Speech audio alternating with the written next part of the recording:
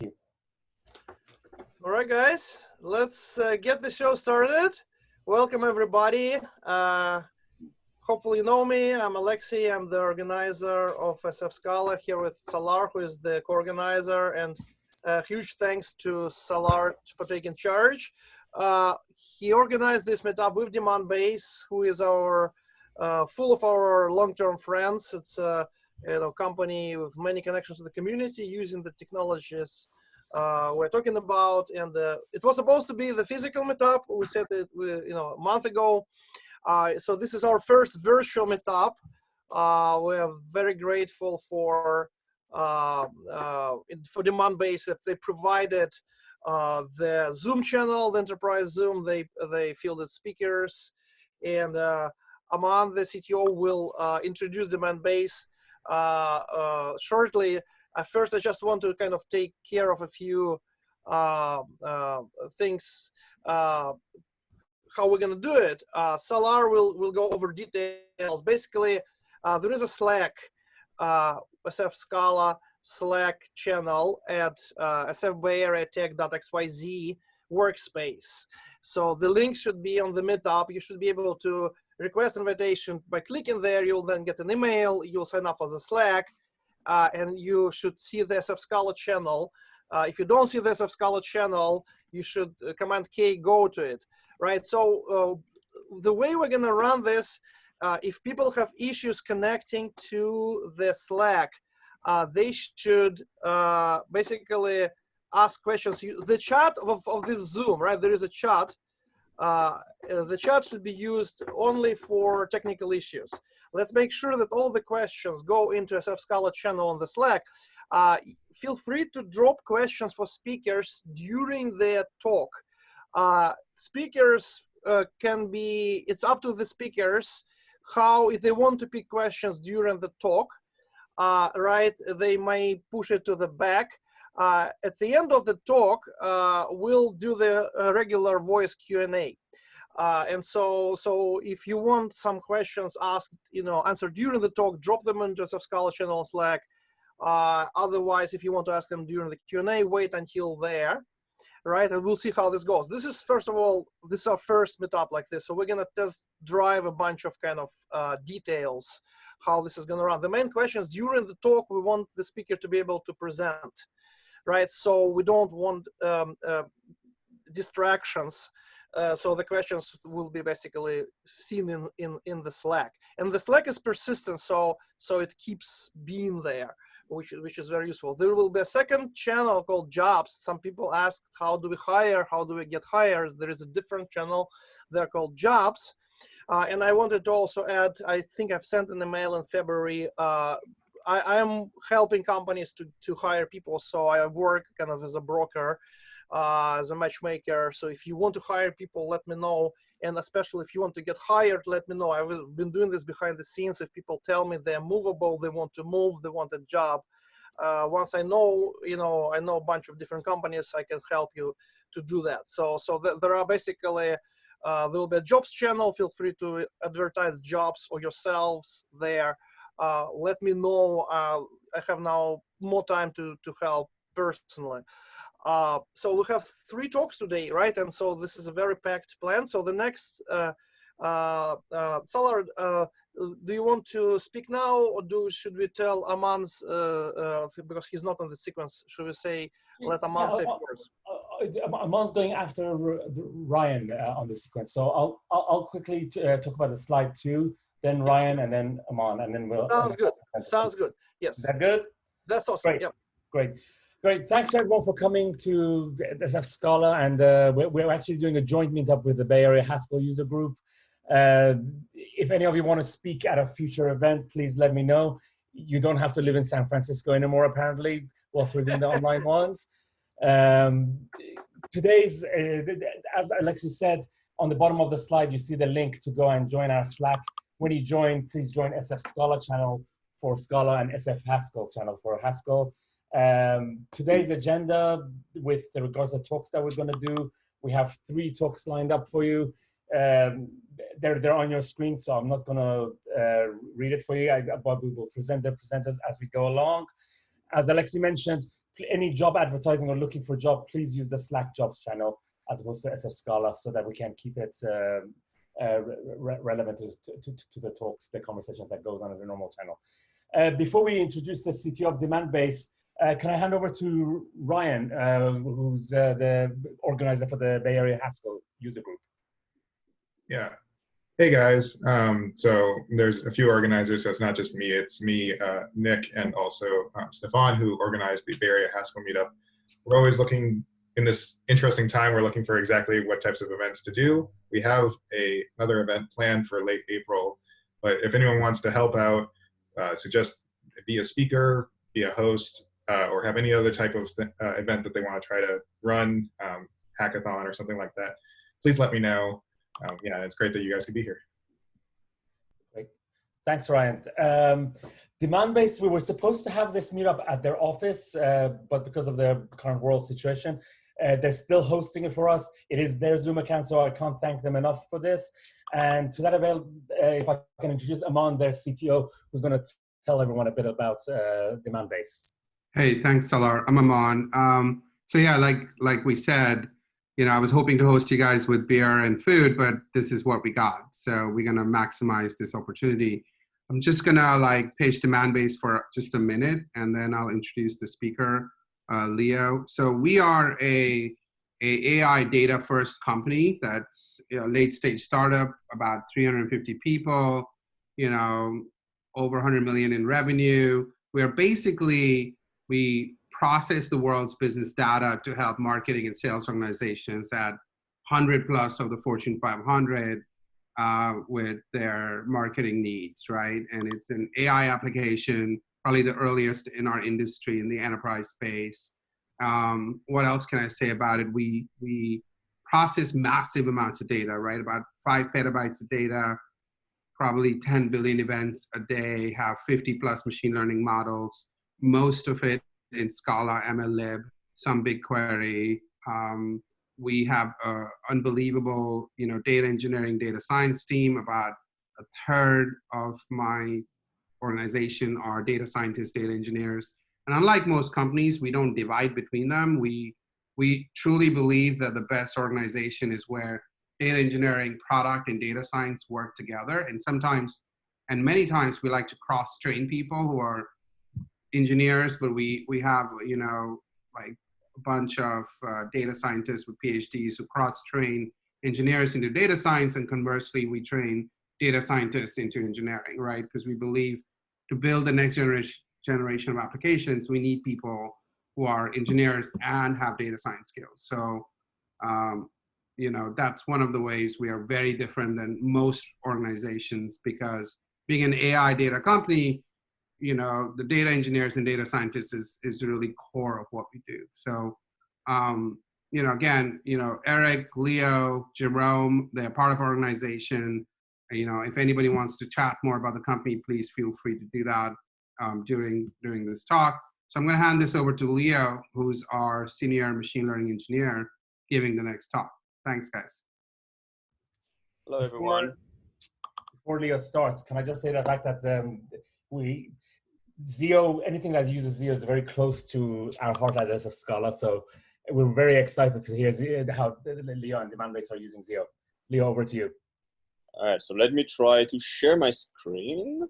Does everybody see the slides? Yes. All right, awesome. So today we're gonna talk about an open source project I've been working on. I was trying to use ZIO with Spark, and it was not straightforward. So I built like a boilerplate library to do that, and I'm gonna talk about it today. So my name is Leo Benkel. I'm a senior data engineer at Demandbase. I've been working there for about 2 years. My handle on LinkedIn and GitHub is Leo Benkel. It's super easy to find. So today, what are we gonna talk about? So first, I'm just gonna introduce Scala and functional programming very quickly, just for the audience, about Spark, futures, ZIO, and then finally, we're gonna dive into ZPark.io. All right, so Scala and functional programming. No worries, it won't be like a 5 hours class, it's very quick. So just Scala is a programming language based on the JVM. Most of you knows about it here. Functional programming in mind, inspired by Haskell. And that's the basics of it. You're gonna see more about it today.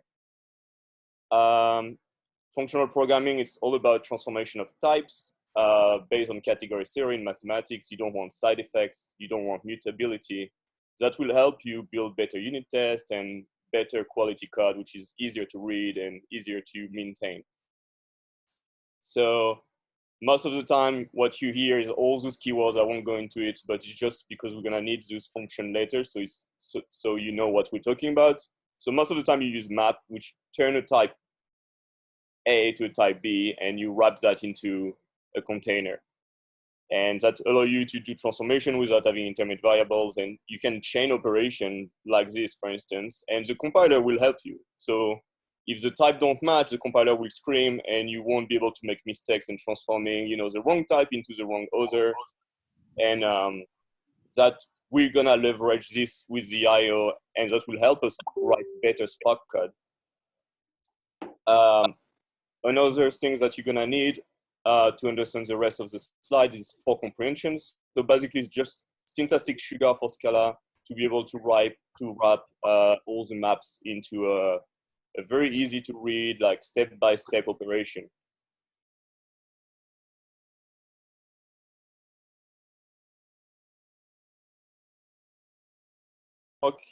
You used the M earlier. In the case of Spark, would be the data set, and the type is A, and you will use the map and the same construction we just talked about to turn data set of A into data set of B. Another aspect that's important to know is that the driver will wait until each step is complete. Are we hearing background sound?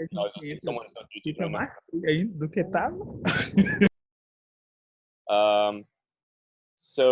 So each operation are semi-lazy. It's not lazy completely because some operation will materialize the operation. So each of those build a job, and the driver waits for the job to be complete before sending it to the next executors. What do you do with Spark? You will build ETL pipeline. This infrastructure is important to understand because that's where you can find where ZIO can be useful. So first you load the data from different sources. You can load like from S3 and Postgres and BigQuery. If you don't do anything specific, you will have to wait for the BigQuery query to return or the Postgres query to return before being able to start the next one. And then you do the transformation, you reduce, and then you're gonna write your result somewhere in Postgres or S3. And if you write duplicate data, if you write in both location, you're gonna have to wait for the first write to be over before starting the second one. You can see that here. The read from database 1 and read from database 2, they don't interact with each other. They could be done in parallel, but by default, they're not. So you will just read one and then wait for the next one to be over before you can merge all your types together and then write out.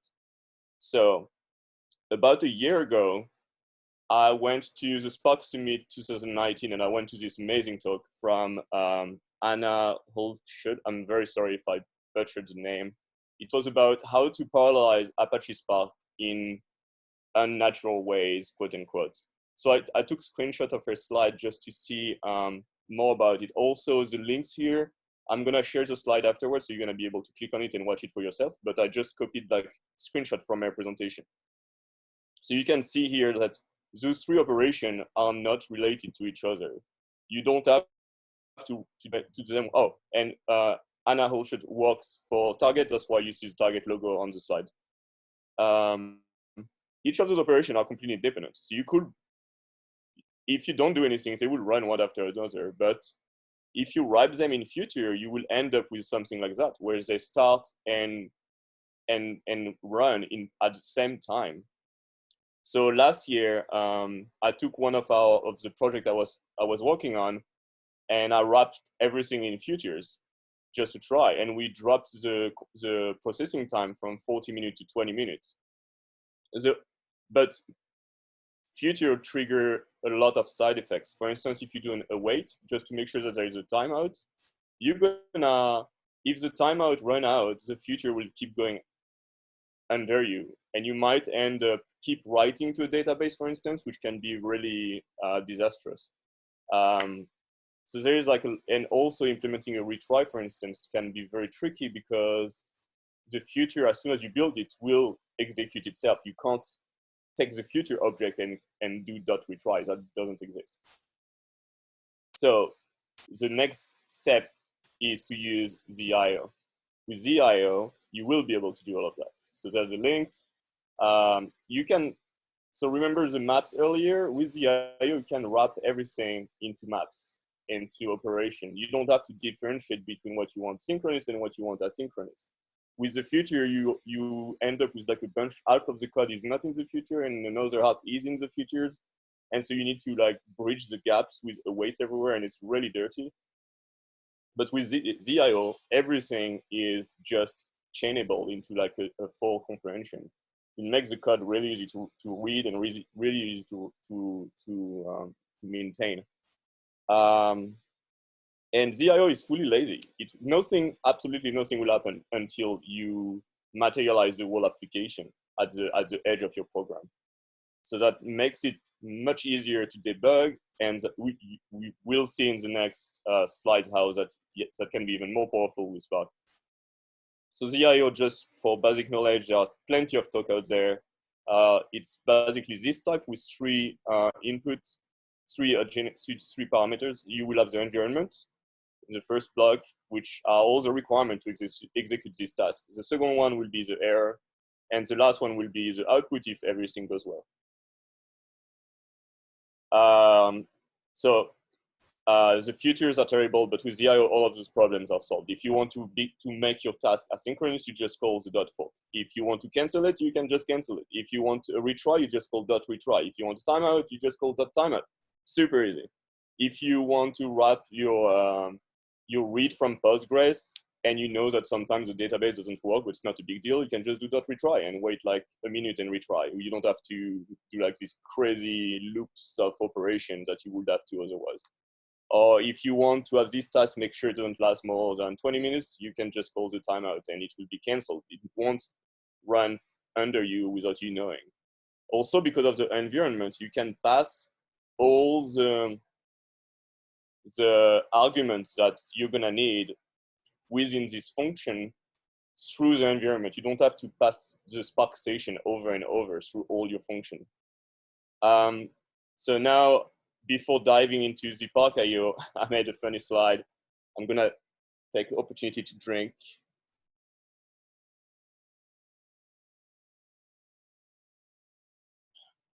All right, the Spark IO now.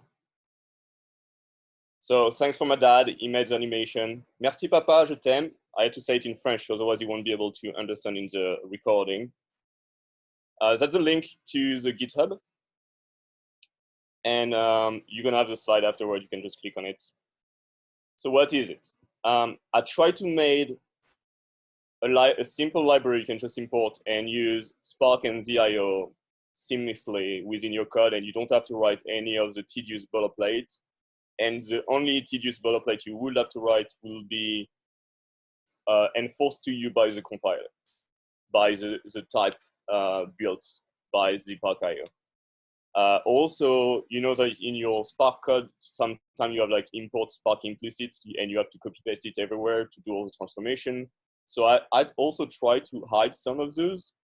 There's a lot of work to do. Like this, I built this library along last year, and it's just still a work in progress. So there's a lot more to do, but it works. It works, and you get all the advantages of the IO: the retry, the timeout, the parallelization. In the next slides, I'm gonna show you how you use the libraries. More like it's almost like a tutorial, and all the snippets of code are copied from those two modules within the library, and so you can read the code for yourself afterward, or even in parallel if you want to just go and open the GitHub repo, you'll be able to see where the code fits. And if you have even more questions, you can just send me a message on LinkedIn, or you can submit an issue in the GitHub repo. So how do you use it? You just do that. Kidding, but almost. The advantage of using the IO is that you can put all your application in a trait. And because everything is in traits, you can unit test your entire application. You can just basically call the main in the unit test. And because all the side effects are inside the ZIO environment, you will just have to re-implement the ZIO environment for your test environment. So for instance, you can just make a mock database, and that allows you to call your main. You don't have to start a cluster or do anything, or you don't need to do a fake connection to a local database. You can just press play and it runs. So what is the application? So I built the Spark IO app, which is an extension of the ZIO app, but there is a little bit more things you have to do because we need to build Spark for you. So first things to do is to implement the configuration. So you take arguments from command line, and that's how it will be built. So you see how the type will force you to do the right thing. You can't mess it up. Then you need to build a Spark session, and then you build the environment, that's the ZIO environment that will be used to run your application, and that's the content of your application. That's where you put all your code. If we dive into the detail of the Spark IO app, the first argument is what command line is. That's necessary because otherwise you won't be able to access all the fields of it. The second one is the environment, which extends the ZIO environment. And the last one is the output. Most of the time it will just be unit, because you don't return anything since it will be part of the main. But you can override it if you, for instance, want to build a library that would be called in another software. Now let's go one at a time. So the environment will probably look something like that. You can add as many services as you want. For instance, here we can see that's all the ZIO ones. So you don't have to do anything for that, just call the ZIO ones. Then the command line argument. So it's being provided for you by the other methods that you implemented. So everything is like assembled for you. You just do one step at a time, and the compiler guide you. Then the logger, so you can do anything you want here, and the Spark module. And so same thing here. The Spark service is built in on the outside, and if you follow the compiler, it's easy. So the configuration, I made the decision to use Scala because I find it really, really awesome and easy to use. You can submit an issue if you disagree, and we can work together to use a more abstract one. But I really like this one. I've been using it for years. And you see how you can just add as many arguments as you want. And then on the companion object, you just make the helper, and the helper allow you to do this. So within the ZIO for comprehension, you can access your parameters from everywhere in your software. You don't have to pass, a config object over and over in every single one of your methods, or have like an implicit, which is in every single. So your methods become much more simpler. And we're gonna see the same for all the helper things. So now Spark within ZIO. So that's how you assemble the Spark builder. So the Spark builder allows you to override the Spark config based on your arguments. There is already a method which the method already has a default implementation. That's just an example if you were to override it. I find it pretty useful, for instance, with some BigQuery library. Sometimes they want you to override the credential and things like that. But you can just return Spark builders. That's what the default library does, and so you don't even have to implement it if you don't want to. And then that allows you to do that. Same as the argument. You can just, if you need Spark, you just call Spark and it's there, accessible for you all across your program without doing anything. You don't have to pass the Spark session everywhere in every single method over and over. And we're gonna see that I built helper functions that sometimes you don't even need to do that at all, because you already have the Spark with it. You already have a ZIO operation which contains Spark from the get-go. So let's dive into all the helper function. So the first one is the ZDS. It's like ZIO data set. So you take the Spark is part of the function. So you don't have to do what we saw earlier. You don't have to call the Spark module and then do something with it. It's already built in. And then you can do your import Spark implicit, blah, blah, blah. So that's super easy. Another one, for instance, if you want to parallelize. If you have like an array of a case class and you want to turn it into a data set, you don't have to do all the boilerplate of like importing and 2DS and like parallelization. There's also already a helper for that. If you want to do a transformation, and your transformation involve a ZIO return object. So you see here, it's written a task of the output case class. And so internally, I build the runtime for ZIO and do the transformation and import Spark. And so you don't have anything to do. And so you can read your code like very simply, like everything is just ZIO Spark is becoming one thing instead of, having these two worlds. If you want to broadcast, it's already built in as well. You don't have to, to do like Spark and then get the Spark context and then do the broadcast. It's already done. And there is like so much more to write. So if you want more things, submit an issue, or you can even like participate and like submit a PR and we'll add more things. I was also thinking, if you have like an application which is not done or like which already exists and you want to convert it like 1 bit at a time, there are helper functions to convert from futures to ZDS. So for instance, if you have like a future which produce a data set, you can just call toZIO and it will make a ZDS output. It will pass it will give the execution context from the ZIO environment. So you don't have to do any of that either. And there is like a little bit more helper function if you look at the zfuture file in the repo. So I've been converting the same application as earlier, but it grew a lot in the last year. So as it used to take like 20 minutes, it ended up like now taking 3 hours in the recent months because of adding more data and more features and everything. So I tried to wrap everything, and it was like a full project that was using futures everywhere, as you remember in the early slides. And so it took a while, but like from the 3 hours that it used to take, it now takes like about 2 hours in the early test I've done. And it's faster, it has less error because it's easy to retry. Like if one of the read failed, you don't have to kill the cluster and restart the entire thing because now ZIO does the retry automatically. I mean, not automatically, but it's easy to use the retry of ZIO when there are like minor failure. You can differentiate easily between minor and major failure now. You can also cut off on some operation if you have like several feature construction. And you can have like, okay, if I have a lot of time, I'm gonna do this very expensive thing. But if it takes too long, I'm just gonna take this shortcut. And you can do that with the timeout limit built with ZIO. And also you have a better error log. When something fails with Spark, sometimes it can be very tricky to know where it's coming from. But because everything is fibers now, you get the exact stack trace of everything that was happening, is happening and has failed, and you even get what will happen if that wouldn't have failed. So it's really powerful to know exactly where the error is.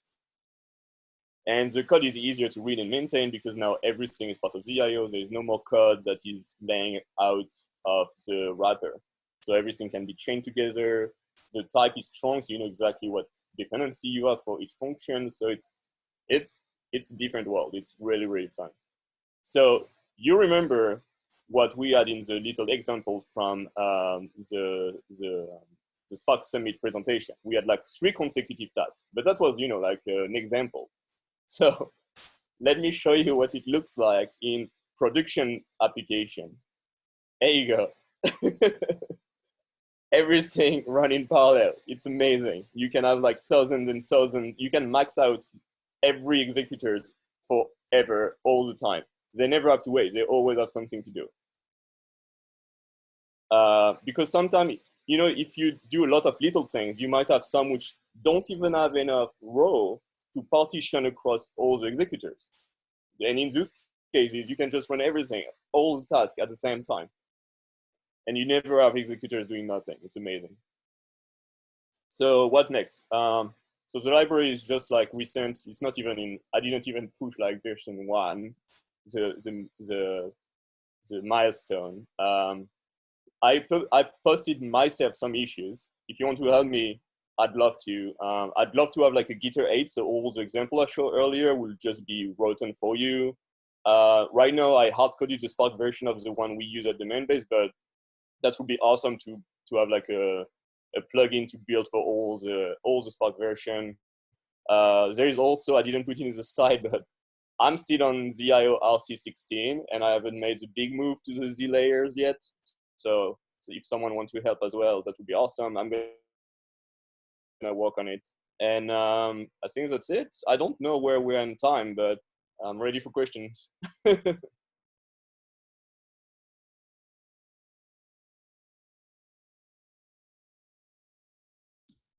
have one.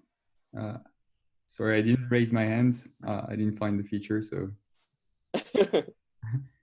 So since we're talking about ZIO, I have to ask this question. What was your design decision between ZIO and Cat's Effect? I've never used Cat's Effect. I've been using ZIO for a long time, so I couldn't tell you what's the advantage versus inconvenience. I just went to a lot of talks about ZIO, and I really like the easy of use of the ZIO. I've never used Cat's Effect, so I can't tell you. Okay, I actually have another one. So in your first example, you showed you went from 40 minutes to 20 minutes. Yeah. And actually all what you've showed here, I actually tried also to submit in parallel. Well, I used Cat's Effect, but that's the same concept. And I didn't actually gain anything. So I'm wondering if, don't you think you were, I think you actually kind of half answered it at the end, but I suspect that in your first example, your first job was not utilizing the whole cluster. And so you were able to actually submit twice and utilize like more, like basically you were utilizing half of the cluster in each of the job, and you've been able to run them in parallel, right? Well, so in my use case, I was reading from a lot of different sources, like BigQuery, S3, Postgres. And so for each of those read, you send the query and then you do nothing while you wait for the result. And so being able to send all the query at once, that speed up a lot. And then there were a lot of little tasks that had, like tons of those little tables that you grab from everywhere that you transform to just merge into this big thing. Those had like a few rows, and so this entire cluster was just waiting for 2 executors to finish treating those little tables. And so with that, you can do all those little operations in parallel, and then do the big operation on utilizing the full cluster. Okay, I see. Yeah, because in my case, I was so the first that I was submitting, well, basically submitting them in parallel. The first one was already taking the full cluster, and then the rest was like just waiting. So it was already paralleled by Spark. So. But so if you see that the cluster is fully utilized, but you can try to like divide the partition number by 2 and see, make them run both at the same time. And it might take the exact same time, but sometimes it's faster, you never know. And also, if you just read from one source and have one transformation and one write, that won't be very useful. This transformation, that will just be a lot of work for not much gain. But if you have like this type of thing, like I was showing in the first slide, where is it? One of those guys, where you have like several sources and several writes. You can even do all the writes in parallel as well. Like if you want to write to Postgres and write to S3, you can do both at the same time. But if your job is very linear, with like one source, one output, and one transformation, that won't help you. Cool, thanks. Great. Leo, you have a few questions from Slack. I can read them out for you. One of the questions is, Ludovic Claude has asked whether you know about another Spark ZIO project by GitHub user Univalence. I don't remember, I'm terrible with name, but I submitted this project when I first started working on it on Reddit, and someone contacted me. They did like a helper file, which does like a few helper function, and we talked about merging the project together, but then we talked for a while and then the communication stopped and they never came back to me. I don't know if they were the same people. Okay. Great. Then Mark Hamstra is asking, how do you handle Spark job and task cancellation? Relationship to ZIO cancellation semantics? My belief is that if the ZIO task get canceled, I don't think the Spark step will be. If they are submitted to the executors, I think they will just finish before you can do anything else.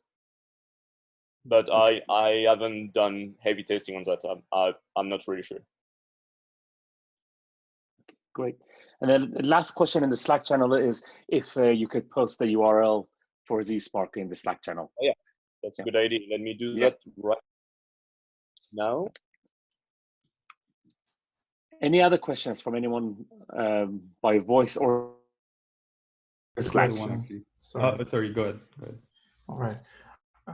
You showed an example where a lot of tasks were parallelized, and you said that they wouldn't be without ZIO because it would be not possible to split the data.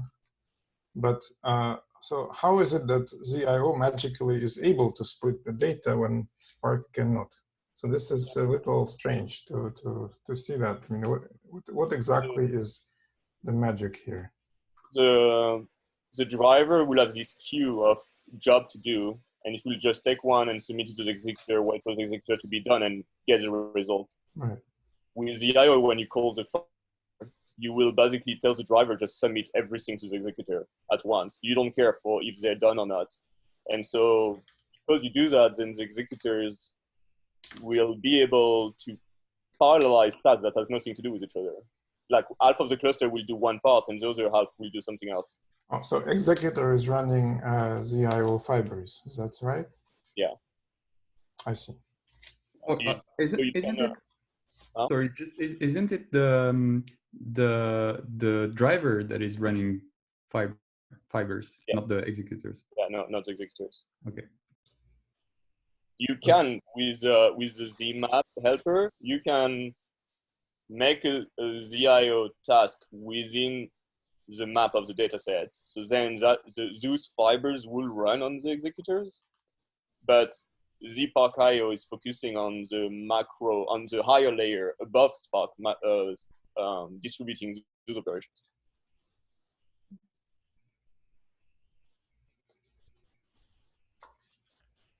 Great. Any more questions? So I have one actually on your slide when you said you switched from future to ZIO, and you went from 3 hours to 2 hours. Yeah. That sounds big. How come? I mean, I know futures are slower than ZIO, but you're parallelizing only the submission of the work. So I'm a little bit surprised on those numbers, though. It must be specific to my very use case that we have a lot of, like, you see this on this slide, the little transformation like C to D and the A to B. We have a lot of small one of those. We read from, like, I don't know, dozens of table and data source, and each of those sources need little transformation. And so back then they had to be done like one at a time, and with and also they were like, for instance, if you do one specific query for one specific ID, this ID might take forever, and you might want to give up on them. And so with ZIO you can do this timeout, but with futures you will have to wait until they're done, and you don't have the choice. So that's all those tiny little like addition you get with ZIO that probably ended up to this gain. Oh, I see. So it's not really the pure performance of ZIO, but more like features like cancellation and stuff like that, and timeouts. Yeah, it's a combination of all of those. I didn't do like very fine testing on like each of the aspects of each, but overall you see a pretty good gain, even in like development time. Like it's much easier to add something and not make mistakes, and because everything is just enforced for you by the compiler. Cool. Thanks. Yeah, and if you have any questions, this is Eric, I'm hosting this meeting.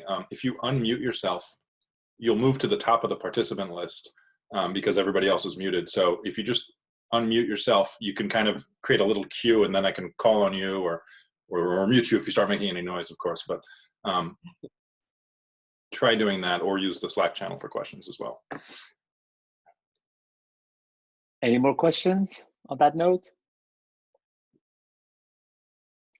Great. Well, if you think of any questions afterwards, please feel free to continue conversations in the Slack, as that's our hallway track, basically. Yeah, and if you have a question on Spark.io, you can just go on the repo, and you can also add me on LinkedIn if you need help. And yep, thank you, everyone. Great. Thank you. Alexi, are you available to introduce the next speaker? Absolutely. So our next speaker is Jerome Banks. Jerome is basically as OG as they come in the world of data, right? So we were colleagues, if some of you remember that, the social startup who brought Justin Bieber to the top of the world in terms of cloud score. And so, you know, it was actually an early Hadoop operation. And so Jerome was doing all the, you know, crazy things with Hadoop. Just, you know, if anybody remembers Uzi, that forever placed scars on our collective souls, but we survived it. So, and Jerome started open source projects there. I think Brickhouse was one, and is I didn't follow closely, but I think Qubism is an inheritor of that. So really happy to have Jerome in the community, and super awesome to have Jerome speak and being hosted by his company. Welcome, Jerome. Take it away. Okay. Yeah. Thank you, Alexi. Yeah. Thank you so much. Okay. So. Okay. Can you see me? Can you see the slides? No slides yet. We can see yourself. We can see you. So what? You need to present. Share. Yes. And now. All right. Now we can see it. Now you can see it. Present. Okay. Can you see that? Yep. Looks good. Okay. Great. So this is going to be a little more abstract, a little more philosophical than Leo's talk. Going to talk about like the old times, what Alexi was saying, and then sort of the new times, and sort of how we approach problems. Just talk about sort of like what the problems are at Demandbase, like Aman was saying, the challenges we have here, the special sort of, approach that we have because we have to deal with data at scale, and we want to do, advanced, AI, data science, what the problems we run into, what sort of the approach is, and then this library we've developed called Qubism as sort of like a solution to that, and how philosophically it fits in, and then pragmatically what are the tools that we have in there, and how we've applied them, and how we apply it to the intent problem. And here's sort of a marketing slide that I stole from another slide deck. Just as sort of, it's not a sales presentation. You guys aren't going to buy the Demandbase product, but basically, the idea is like if you're a B2B company and you sell construction equipment, you have a website, and people from IBM come to your website, and then people from IBM are interested in buying construction equipment, and if by scouring the web and crawling lots of web pages and getting lots of signals from various secret sources and various places, we figure out that people at IBM have the intention of buying construction equipment. And if they have the intention of buying construction equipment, then your salespeople should go to IBM and find those people, and then try to sell them something. So that's sort of what intent is. That's sort of what account-based marketing is.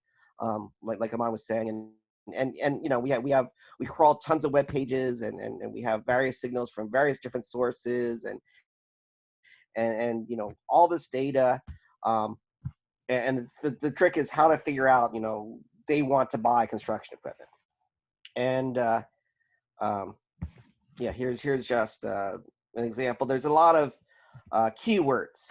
So a lot of the sources is that, you know, if you're a company, construction equipment, what are keywords associated with it? You know, we're sort of, you know, at some level keyword based, right? So then, you know, a lot of the problems we run into is generating bags of words, bags of keywords. And this is, you know, a classical technique of natural language processing. It's been around for decades, probably like since the 50s, and sort of like a way of approaching natural language. Like, and basically, you know, all it is keeping, you know, a bag of words as a sparse vector.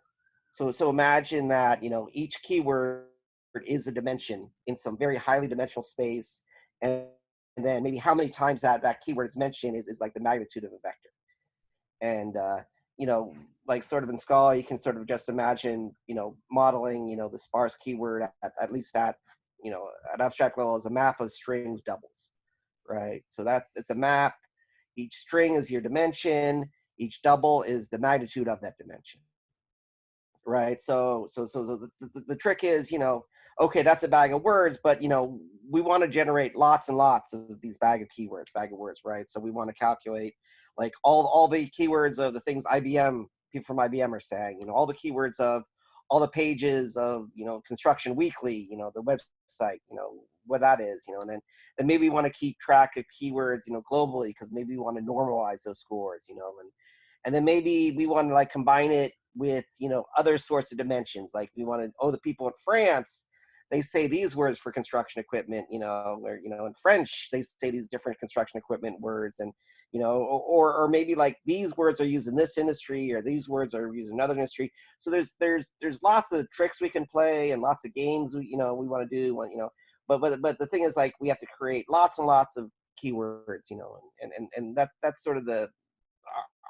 our modus operandi, right? And then now, you know, sort of think back, you know, how do we approach this? What is the actual problem we're trying to solve? And I would say, you know, we're actually doing lots of aggregation, and you know, we're generating features for machine learning models, and aggregation is essentially, you know, extracting features from events, you know, and then feature extraction is basically aggregation, because feature extraction is reducing dimensionality at some extent, you know, and aggregation is dimensionality reduction, right? The world consists of events. You know, you have all these events in the world, and you know, there are too many events to put into, you know, your machine learning models. So you need to reduce the dimensions somehow. And what is that really? That's aggregation, right? And then, you know, aggregation, you know, really is just, you know, we want to, you know, when we're aggregating, we really want to take features, and, you know, we want to take the world events and generate something which is useful, which we can use later, which are features.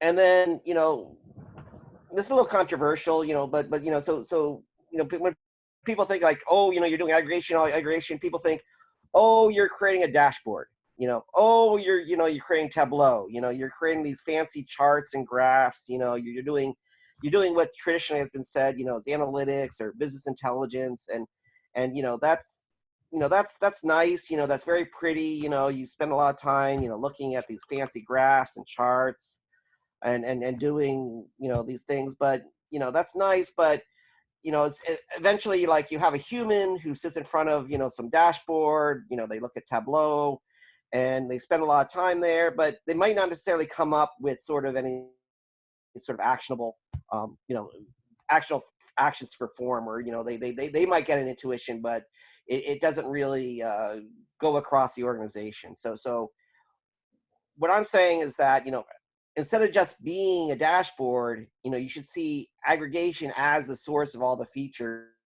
that you need for your models, right? You know, generate lots of features via aggregation, and then from that those are features you drive into to perform all the things you do with AI and, you know, machine learning. So that then, you know, you take those features, you can do things like, you know, use them for your model, right? That's the model you develop from those features, right? You know, you can do things like clustering. You can find, you know, different these guys who talk about IBM and Apple, they're all computer companies, they're all similar to each other because there's some sort of distance between them. You get that from the features, from the aggregates. You can do outliers and indexing. People who, people buy construction equipment are also going to buy concrete, things like that, or maybe this guy is buying much more concrete than the other guy. If the guys in Germany are buying more concrete than the other guys, so all these sort of data sciencey things you can do is buy models, which you get from generating features. And a little controversial, but and now to go back sort of ancient history, like Alexei was saying, so in the beginning, was brick house, right? So this is almost 10 years ago at this point, about 8 years ago.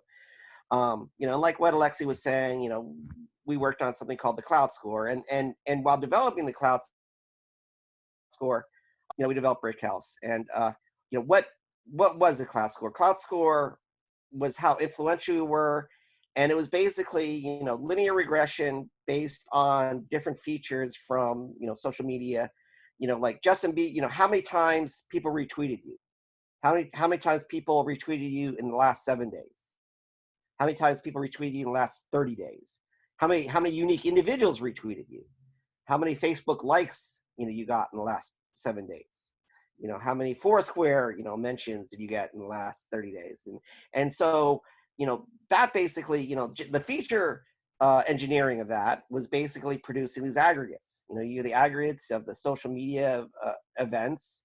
You have all the social media events, the tweet, shares, the tweets, the likes, the reshares, all the different social media events were the events. We aggregated them. We had different. We had uniques, we had counts, several other aggregations. We had aggregations of different time periods, but essentially that was the model, right? We generate aggregates. We put it into we use Wika to generate this this linear regression model, and so that if you had more retweets, your cloud score was higher, and some linear combination of that according to the model. And the way it was implemented was this is ancient history. I don't know if you guys remember. There's Hive is sort of SQL based development. And what Brickhouse is a set of Hive UDFs and a Hive UDAFs, user-defined functions and user-defined aggregate functions that allowed us to generate those features in an efficient manner, right? So it's not only is it it's SQL development will get you halfway there. It's good. It's a DSL. You can write things quickly, but the machine, especially at the time, the machinery wasn't there in Hive, so it needed to be prodded, and also the design patterns as well. That in the SQL queries themselves, and this is sort of the other aspect of Qubism is that it's a library. So data engineering is a thing. There's good data engineering, there's bad data engineering, but you can do SQL based development, and there are design patterns of data engineering in the SQL, right? So things like salting a query or doing a join or doing a map side join versus a self join, right? So it's even though it's just looks like very simple SQL. There are data engineering design patterns, and the data engineering is in the shape of the SQL queries themselves, right? So if you wrote like this Bayesian analysis, this data engineering, or so you have some design pattern or something like that in SQL, how do you reuse that? How do you capture the fact that here's an element of data engineering? And that's something which is hard to do with pure SQL based development with Hive and Brickhouse. And please visit the site, by the way, and star the project. It's still inactive. It's still being actively used, even though it's not really being maintained. But the answer to that question is the next generation is a library developed developed very similar versions of the library at several different places, but here at Demandbase, called Qubism, and we used in production on one project, which is more web analytics, and we're applying it to the intent project, which is more keyword generation and natural language processing. And what Qubism is, it's a Scala Spark library. And the idea is that it has reusable transformations, and this goes back to first of all, data engineering is a thing, right? What is that thing, right? So you have some logic in a SQL query, which is data engineering, because you do the query in a smart way rather than a dumb way. And how do you reuse that knowledge, or how do you reuse that sort of piece of work? Like, if you're writing software, you have subroutines, you have object libraries. What is that at the data engineering level? My philosophy is that that's what Scala and functional is all about. Is that at the data engineering, you're coming up with transformations, which is you're coming up with functions that, given a data frame, outputs another data frame. Right. So all the good, you guys are the Scala guys. You understand that, everything is functional. So what Qubism provides is sets of transformations, for doing feature generation, for doing various data science type transformations. So that's what that's the purpose of the library, and it's focusing on sort of these feature generation, aggregation. And introduces, several different concepts, and it introduces a concept which first sort of developed by my colleagues at Quantcast, and something this is going to get little abstract and a little crazy here pretty soon. So don't get you might get a headache soon. And usually at this point, I would look into this crowd and see their eyes gloss over, but. We have the notion of X units and Y paths, and I'll explain more detail later.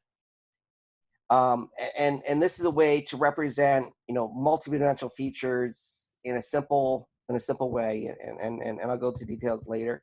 And then also what Qubism provides on a more tactical level. People are from you guys have probably heard, you guys are the SF Scala guys. You know about Algebird.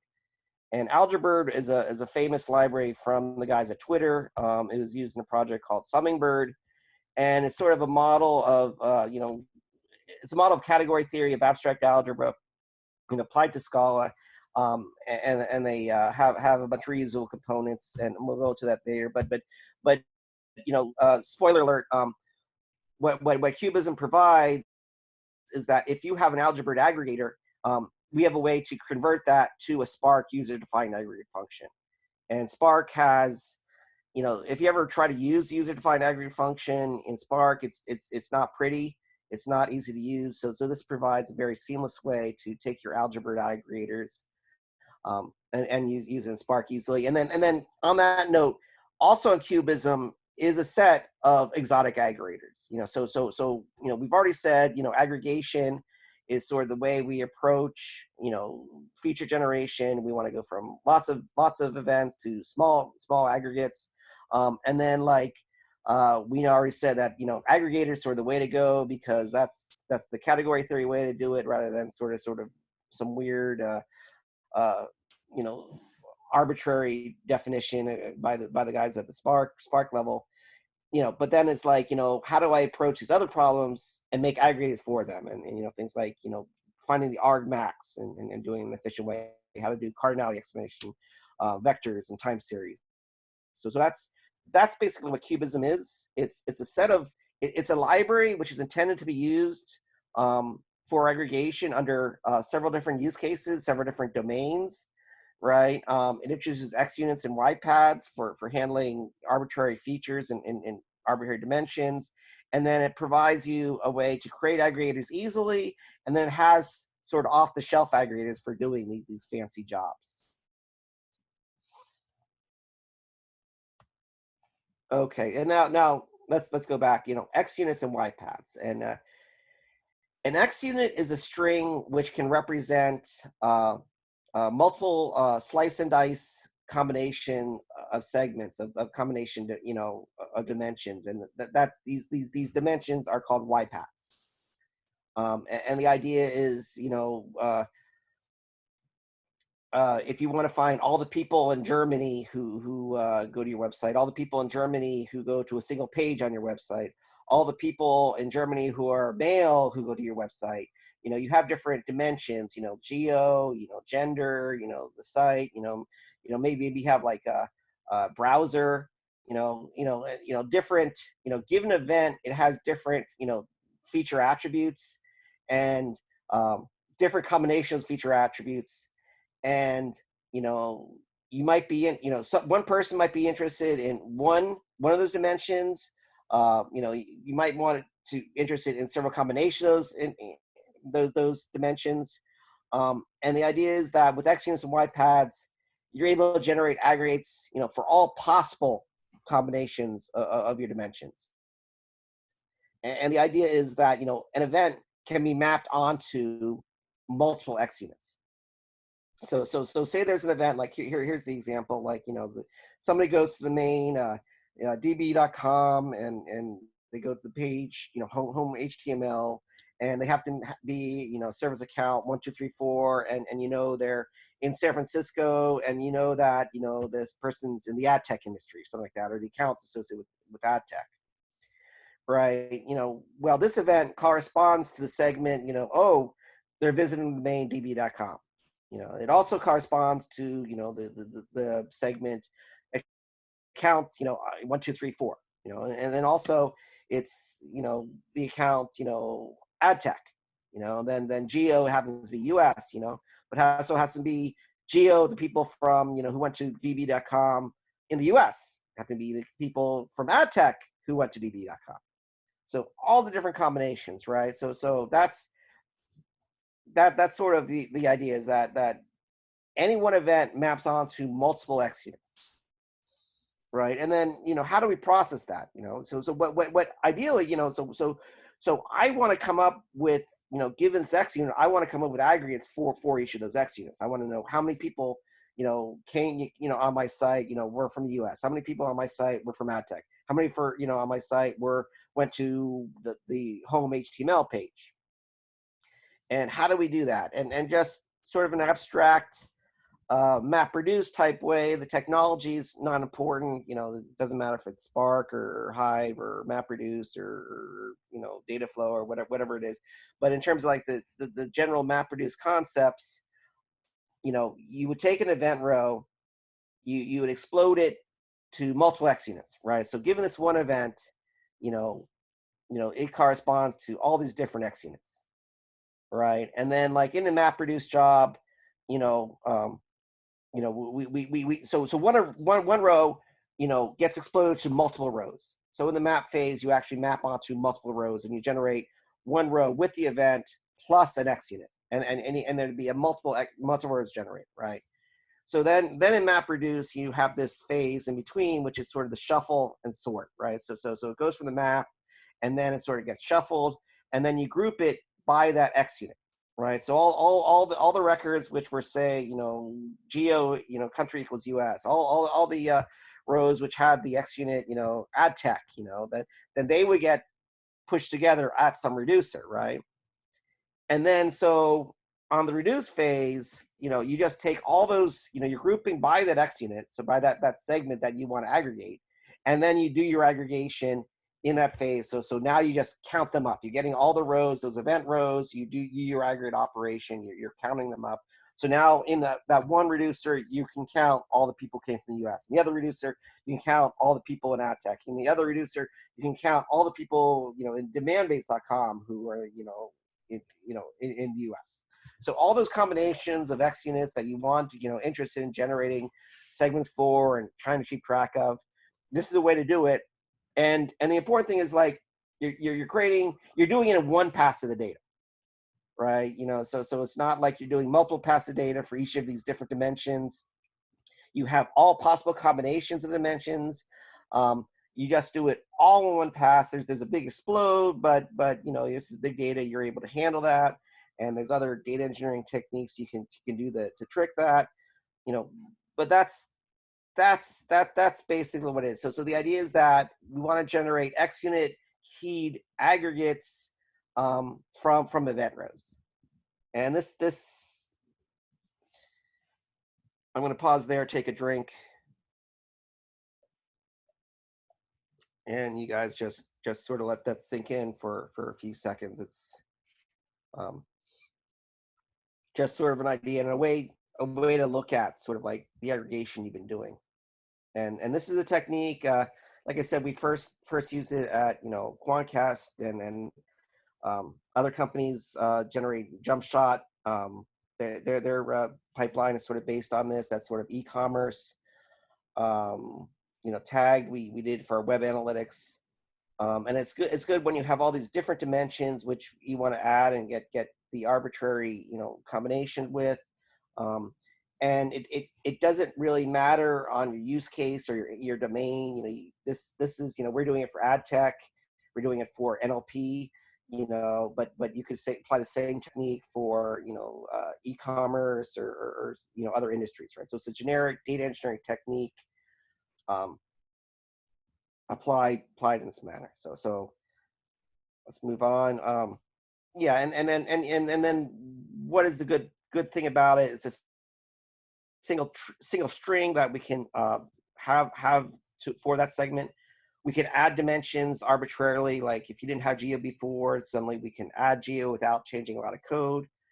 And then what does Qubism provide? Qubism is a toolkit for being able to generate XUnits. It allows, there's a way of, provides a way to define XUnits, given your row or given business logic of pulling it out of your records.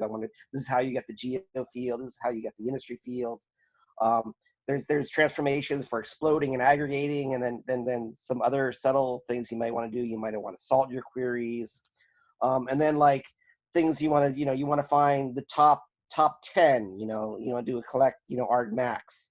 And then maybe you want to do outlier detection, or you want to say, index affinity. People from this country are more likely to buy concrete from somebody from another country, and then also you could do sort of like association matrix clustering. So that's sort of what Qubism provides you, XUnits and YPads. And then going forward to sort of the next step, going back, aggregators. There's also a lot of tooling in there of being able to support these aggregation functions, as an aggregator, as sort of an algebra concept, as maps directly more onto category theory. You guys are the SF Scala, category theory studs, right? I don't have to explain to you, why it's a good thing. The fact that you define, your aggregators as monoids, right, is then you can do the computation in different parts of the cluster. You can distribute it across different machines.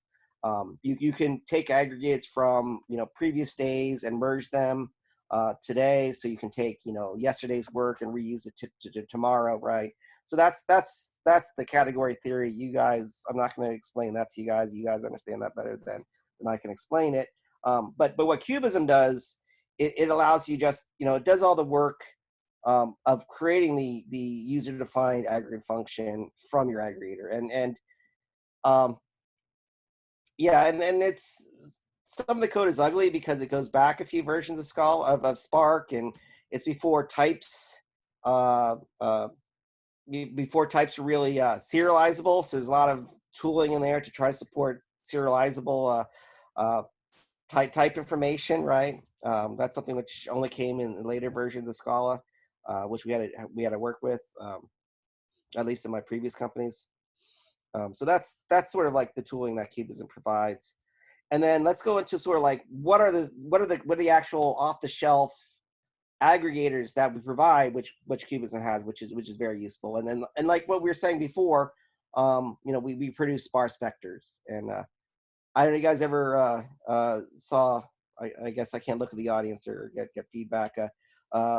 there's a film called Airplane. They say there's a scene, you know, what's the vector, Victor? What's the clearance, Clarence?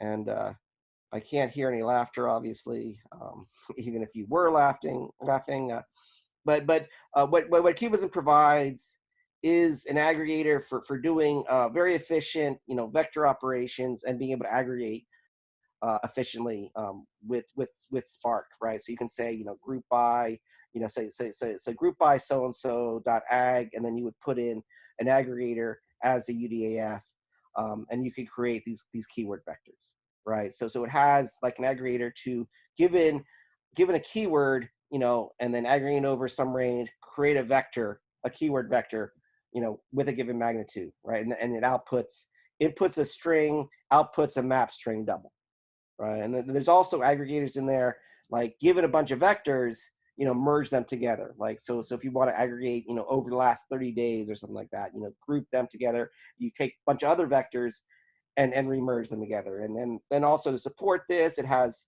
you know, since you're sort of going vertically, you know, going horizontally, you know, as a nested structure, that's how your vector rather than multiple rows. Then you can take that nested structure, the map string double, and apply them as UDF, because there's all these, you know, standard vector operations you want to do, like scalar multiply, normalize, dot product, you know, cosine, so all these things. And then sort of the secret sauce also in there, you can, you know, writing those things are very, you know, simple, you know, in terms of just naive implementations. But the problem when you run into running, you know, really large scale Spark jobs is, you know, being able to serialize back and forth, and that's where your cost is really an efficient memory usage. So there's an implementation of something called a vector buffer, which is a very efficient data structure for merging vectors, and then for, you know, it stores them as, you know, as a buffer, as a byte buffer, so you're able to serialize that very quickly back and forth between your Spark jobs. So that's also sort of the secret sauce behind that. And then we're not going to go through all the different, you know, sort of, you know, tools that Qubism have, because it's, you know, so feature rich. But another one that I want to mention is another thing which probably take a whole speech talking about them as well.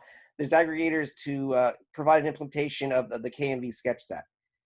And KMV sketches is similar to hyperlog logs, in the sense that it's a probabilistic data structure for estimating cardinality, right? So, you know, Justin Bieber, you know, had 1 million retweets, but maybe it was, you know, over 30 days, but maybe it's the same 30 people doing the retweets.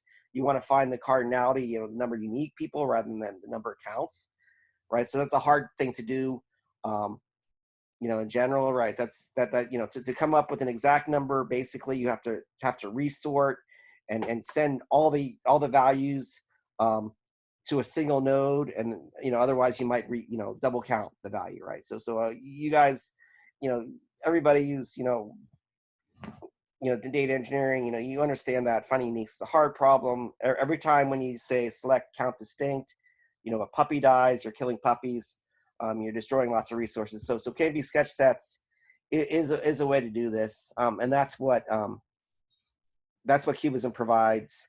You can read elsewhere about there, but I happen to like sketch sets better than hyperlog logs, because you know, hyperlog logs, you know, might take you know, less space technically, and they might have higher, you know, higher precision than the sketch sets at some level, but for low reach values, you know, sketch sets is you collect the k smallest hash values. So since you keep an array of about like 10,000, and then once you go over 10,000, you drop some values. But the good thing about KMV sketch is that they're exact for small values, and then over a certain amount, it has a certain fixed block of memory, and then you don't need any more memory to represent the set, no matter how big it is.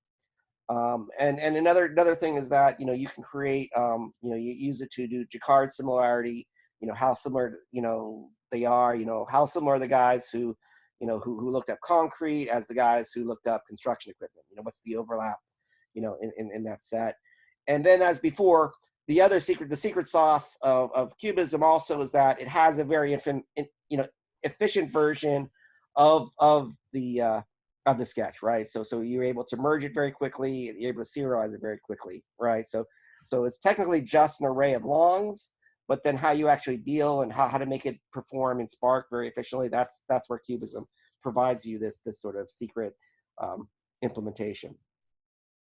So a bunch of other stuff in there. I can't really go through all the tooling, and tell you how great it is. But just say, how we're using this, right? And as I said before, like, we have one pipeline which is already in production, which does sort of more generic web analytics, and we're using Qubism for that, and we generate aggregates, and that allows us to process different dimensions in an efficient manner. And then we're also now applying the same library to this more NLP focused pipeline of generating keywords and bag of keywords. And this is how we apply it, towards the intent problem. So the idea is that we generate X units based on, different attributes of, parsed documents, right? So we parse all these documents, and these documents have different attributes. It's, from a certain website, Wall Street Journal, and, maybe somebody from IBM read, the Wall Street Journal, and maybe the person was in Germany, and maybe this document is in Spanish, So we have all these different dimensions of different, documents that we have, and of people and different things. We have different dimensions. So we generate X units from that. And then, without going into too much detail about, the secret sauce or anything like that, what we do is, we generate keyword vectors per X unit, right? So given those, we do use the keyword aggregator, and we output these vectors. And then maybe we want to create other vectors also, to match that. Maybe we want to create global vectors because we want to normalize these values. Maybe we want to take those vectors and merge them over time ranges. And then we do all sorts of data science-y type things with aggregates, right? Maybe we want to, calculate different scores, how, calculate scores by combining vectors. Here's the profile, and then you dot product with this other vector of the domain. So given the profile and the dot product of the IBM site means that IBM has a high score, right? So that's, that's sort of the game, that the Qubism provides tools for us to approach the data science problem. And since we're doing aggregation at scale, since it's Spark, it can be very efficient. And since since we have an efficient aggregation, then we can, do things at a much larger scale than we could, otherwise, right? If it was just on a single laptop. Okay, we're still early on time, I guess. And you guys are probably, phased out. I can't see anybody's, eyeballs from here since we're remote. You guys are probably all falling asleep already, but this is more philosophical, takeaway, and about the problems we have. And the thing I'm going to say, and this, all this stuff is very controversial. You probably disagree with it, but data engineering, at the end, is really all about aggregation, and data science really is all about aggregation, and aggregation, I would say, and, it seems like a blunt hammer, but none of your problems you're solving is going to be tractable unless you can reduce it to an aggregation, because you can't sort the universe, right? You can't take the data from across the other side of the galaxy and bring it here. And then you can't, you have to be able to reuse yesterday. You can't redo all the time what you did yesterday today. So everything has to be, an aggregation. And the approach we have is generate as many aggregates and features as possible. Since make it an efficient way to generate all the features at once, and do your data science by looking all the features in one big swoop. Right, so that's sort of the philosophical approach as well. Don't hunt and pick, case by case. Don't create a graph and have some human try to figure out what the important data is. Just generate everything and run it through an algorithm. And then Qubism is the reusable library. to perform that, right? So Qubism is data engineering. This, the unit of reuse in data engineering is functional. That's why, the future of data engineering is Scala and Spark and functional languages. And, it's not going to be SQL-based development. At some point, everybody writing SQL queries, that's going to crash and burn without, some real, Scala Spark development. Nobody's going to be able to maintain that code. So the real future data engineering is just coming up with reusable components and functions is that, and then generating X units and Y paths and able to create features. That's the scalable way to do that, because otherwise you have to change schemas all the time. And then implement, these efficient aggregators, so reduce everything to an aggregation problem and then make that aggregation problem very, very efficient. Okay, so that's, I'm not sure where we are in time, but that's all I sort of had. Any questions, Eric? What is the process now? So. Yeah, thank you, Jerome. If you have any questions, either Slack or unmute yourself now, and I will see that you are queued up.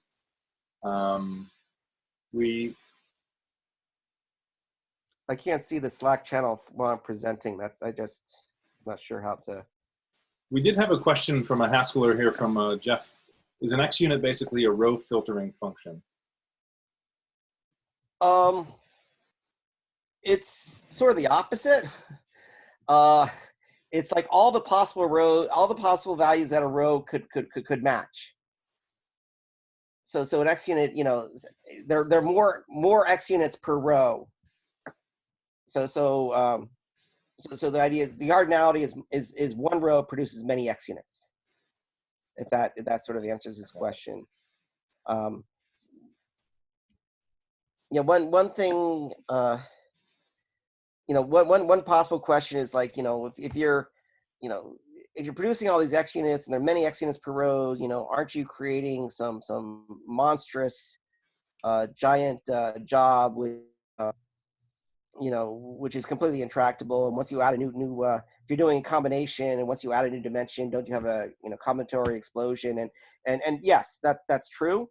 And then if this is what you're thinking, one approach to solving that is Qubism has a notion called filter rules. So like maybe you don't want to, you're not interested in the industry with the geo for some reason because you already have that information. So you can decide what X units to generate and what X units not to generate. And there was another small question on Slack from Martin, basically about the keywords. You showed that you can think of it because it's a multidimensional vector space where the keyword itself is the dimension, and then the double is the value or the magnitude. He wanted to know why the map was between a string and a double and not, let's say, a big int or a long. I took a crack at answering him, but why don't you? Yeah, so I mean, yeah. So the hashing, so basically you can do an MD5 hash of the string for the dimension, and we do that in places like under the hood.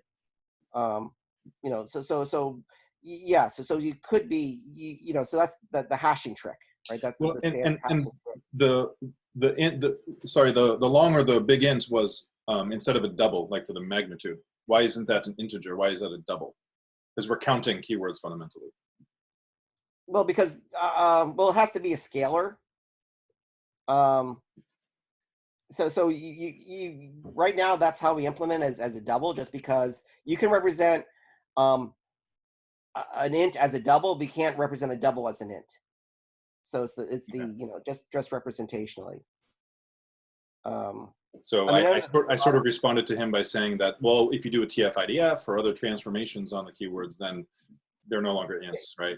Yeah, I mean, yeah, because for the stuff we're really interested in, because we want to normalize the values, right? So we really want to deal with doubles and a lot of stuff. Yeah. I mean, and the point is though that if you have a different data structure, if you want to make it an int, maybe you would write an aggregator which does that, right? And then like for example, like maybe you want to do word embeddings. Maybe it's like a map of the dimension is the actual values is a vector, is actually an array of values, which is like some word embedding or something like that. So you could write aggregators to do that as well, right? And we may or may not be doing stuff like that as well, right? Without giving away any secrets. Just to keep going on Slack here, Ralph Hodgson has a question. Can X units carry some measure of salience on their components? In other words, not every raw nugget of data is important for a specific intent. That's yeah. So I think that's the point. Like with the filter rules, if I understand this question, like so that you don't necessarily generate all the X units except for the ones you're interested in, Mm-hmm. right? So if you don't think it's important, yeah, if it doesn't really make sense that I'm combining this one combination, or I might not necessarily want to count all the people by industry or by geo or something like that for some reason, then we have ways to turn that on or off depending upon your use case, right? And then one case, like you might want to generate the global aggregate, and we have a special X unit called /G, because maybe you want to normalize against your entire data set. You want to know how big a size you're aggregating. You counted 300 from Germany, but you're only counting 500 people. So you want to normalize by the global X unit.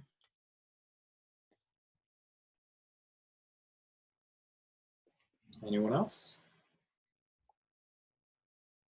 So this is not, unfortunately, this is not really open source right now. Maybe if there was, people really interested, maybe I could twist some arms and get Eric and people at Demandbase to open source this technology, and other people could use it if people are interested. Maybe that could happen. So I had a question. So this X unit how similar is it to a query planner? It's not all it is a string. So it doesn't tell you how to. The idea is like if you're creating, this is another maybe philosophical point I failed to mention. So you're creating aggregates, you're pre-computing everything. You're pre-computing aggregates ahead of time rather than going back and doing queries. So that's also sort of the philosophical things. Like, so normally you'd have a database, and you set it up, and then you put some human in front of it, and they type in queries and go back and forth and do sort of interactive ad hoc querying, and that's how the analyst gets information. And this is sort of the antithesis, right? So this is the idea, is not, instead of doing business intelligence where a human is going back and forth and you're doing a query plan, you just pre-calculate everything. You're creating the aggregate ahead of time, creating all the aggregates at once, and then taking that and then dumping it into some data science algorithm. Don't involve the human, don't involve the intelligence or the intuition of some business executive or something like that. Just push it into pre-calculate everything. So it's not a query plan. It's not like you're going to go back and do it later. And then another use case, which I think is actually once you create these X units and the aggregates, normally what you would do is stand it up in like a key value store. Like you would put it in HBase or Bigtable. And then you can do boards where you do like scans over time ranges, and then you can have charts and graphs, and that's where you have the sort of analytics porn where you're looking at fancy graphs and everything like that. And then you could do the BI and do select date ranges and aggregate the time series. So we built systems like that at like tagged. So it's really designed for key value stores. Gotcha. Thank you. And along that line, Jerome, there's another question on Slack. When you started talking about Qubism and feature engineering, you made a comment about how this is a bit controversial, and someone wants to know more about what you meant by that. You don't agree? Richard Katz, sorry. You want to start a fight? No. I mean, it's not necessarily controversial. I don't think anybody would really disagree, but it's not the way a lot of organizations, a lot of people sort of approach problems, right? That's all I'm saying, right? So like a lot of people just sort of have, they create analytics, and then they place an analyst in front of it, or they create systems to do ad hoc analysis, rather than sort of seeing the problem as data science algorithms, right? It's probably not controversial to this audience, but it might be controversial to other groups, right? And if you agree, that's great. If you I'm not trying to start a fight or anything like that.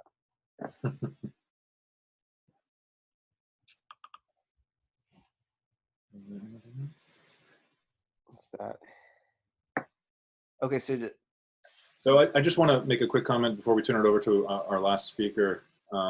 If Jerome and Leo and I are from Demandbase, as you can see from these slides, if you want to learn more about Demandbase, about engineering, about machine learning, about data science, please reach out to me or them to continue this conversation on Slack or on LinkedIn or wherever. We are always, we're looking for smart people and happy to continue this conversation for anyone who wants to learn more. So another, Eric, can I give you the link to the slides and you'll post them somewhere or yeah, why don't we discuss that with Solar afterwards? We have the video recording and then links to the slides that we can definitely share afterwards. Yeah, I'm not sure what his plan is for that. Great. Yeah, we'll discuss it after the meetup. Thank you. Mm-hmm. Great. Well, if there's no more questions for Jerome, over to Ryan to introduce our last speaker. Hi guys. So our last talk is not actually Haskell specific, but related to Nix. So our speaker John will be talking about how to use Nix in the Nix package manager in order to set up a variety of different environments for development, including Haskell, Scala, and a few others. So take it away, John. Thank you. Jerome, I'll need you to lift the screen sharing. There you go. Okay, sorry. All right, so does everyone here see my Emacs window? Yep. All right. So I'm John Wiegley. I'm enthusiastic about many different open source technologies, among them especially Nix and Haskell, and just recently getting into Rust. And we use Nix every day at Dfinity, the company I work for, but I've also been using it personally for about 6 years now. Thanks to Ryan Trinkle, one day I was at NYC Hack, staying at his apartment one night, and he was showing me this laptop he had set up where he was running NixOS. And he just started describing some of the basic features that Nix had that I'm going to cover. And after I saw his little presentation, I was converted right then and there on the spot. And I switched my machine over and haven't looked back. And I've really liked seeing how the community has developed over those 6 years. It was a much different experience jumping into Nix then as it is now. There are way more people waking up to what Nix can do for them nowadays than then. And the package system for Nix is huge. Back then, I had to run Homebrew on the side for the recipes that weren't yet in Nix. And I would use Homebrew as a source to crib how things should be built. But nowadays, there's never been anything I wanted to build that was, if it wasn't in Nix, it usually wasn't anywhere else either because it was that new. I do have some repositories that are adjacent to this talk. If you want to see my Nix configuration in all of its detail, there is a repo of mine on GitHub called nix-config. This file, by the way, is in one of these repos. So if you want to see this data, you can easily. For this talk, I made a repo on GitHub called Hello, and it contains material specifically designed for you to be able to cargo cult it. Just copy it and start running and not have to know a lot about Nix to put it to use for you. And then, of course, you'll see me do a lot of things in Emacs relating to Nix and relating to Haskell that you will find in my .-Emacs repository. So what is Nix, to get that out of the way? So Nix is actually a few different things. Nix is first and foremost the Nix language that I'll cover a little bit. It is also a data store manager. So if you have Nix installed, there will be a directory on your machine /Nix, and under that will be a very quickly growing pool of data. And the Nix tool is used to manage the contents of that store. And there are nice tie-ins with the language to make it easy to reference that store. Nix is also a build tool driver. So although Nix is a packager, it really doesn't know anything about how to build the packages that it's constructing. So it defers to the build system of whatever language or whatever tool is being built. So if I pull down fetch mail with Nix, it's going to use automake to do the building.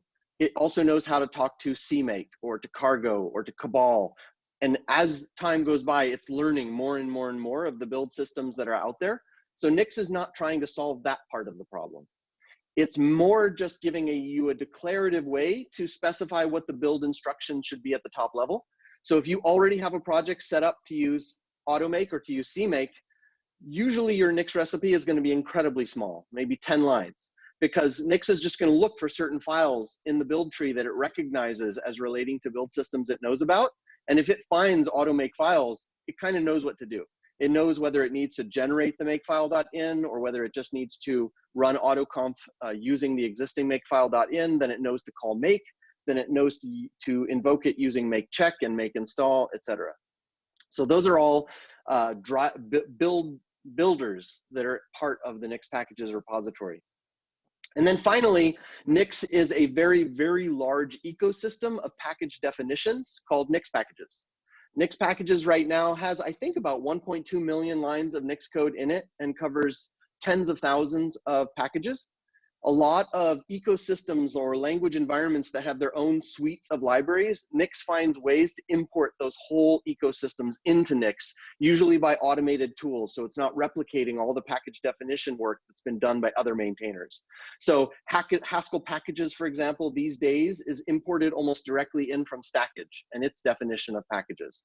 There's another one for Ruby, for Perl, for Python, for Node.js, all of these different systems, also Emacs. They get imported in. So that 1.2 million lines doesn't even always include all of that information. So it's a huge tree of details about how to build things and where to go to get the sources for them. So why Nix? What was it that Ryan showed me that won me over so much? If you haven't experienced Nix yet or read much about it, just some of the things he showed me that I was kind of blown away by and had always wanted. The first was atomic builds. So one thing that I had noticed happened to me at least 7 or 8 times in Homebrew over the time that I had been using Homebrew, and Homebrew was a really excellent system. It was the best I had used up until then, is that I would go to do a Homebrew upgrade to upgrade all the packages of my system. It would start chugging along, and it would, for example, upgrade, say, zlib, and it would succeed, and it would install the new zlib. And then it would go on to install something else, and that would break. And because it broke, it never got to building everything. So my Emacs was pointing to the old zlib that had been there before, but not to now to the new zlib because it didn't get rebuilt. And then I would be happily coding because I don't exit Emacs usually during the day. And the next day in the morning, I would go to run Emacs and it just wouldn't run at all. And I would find out, oh, it's referring to a shared library that wasn't there. So now I have to go rebuild.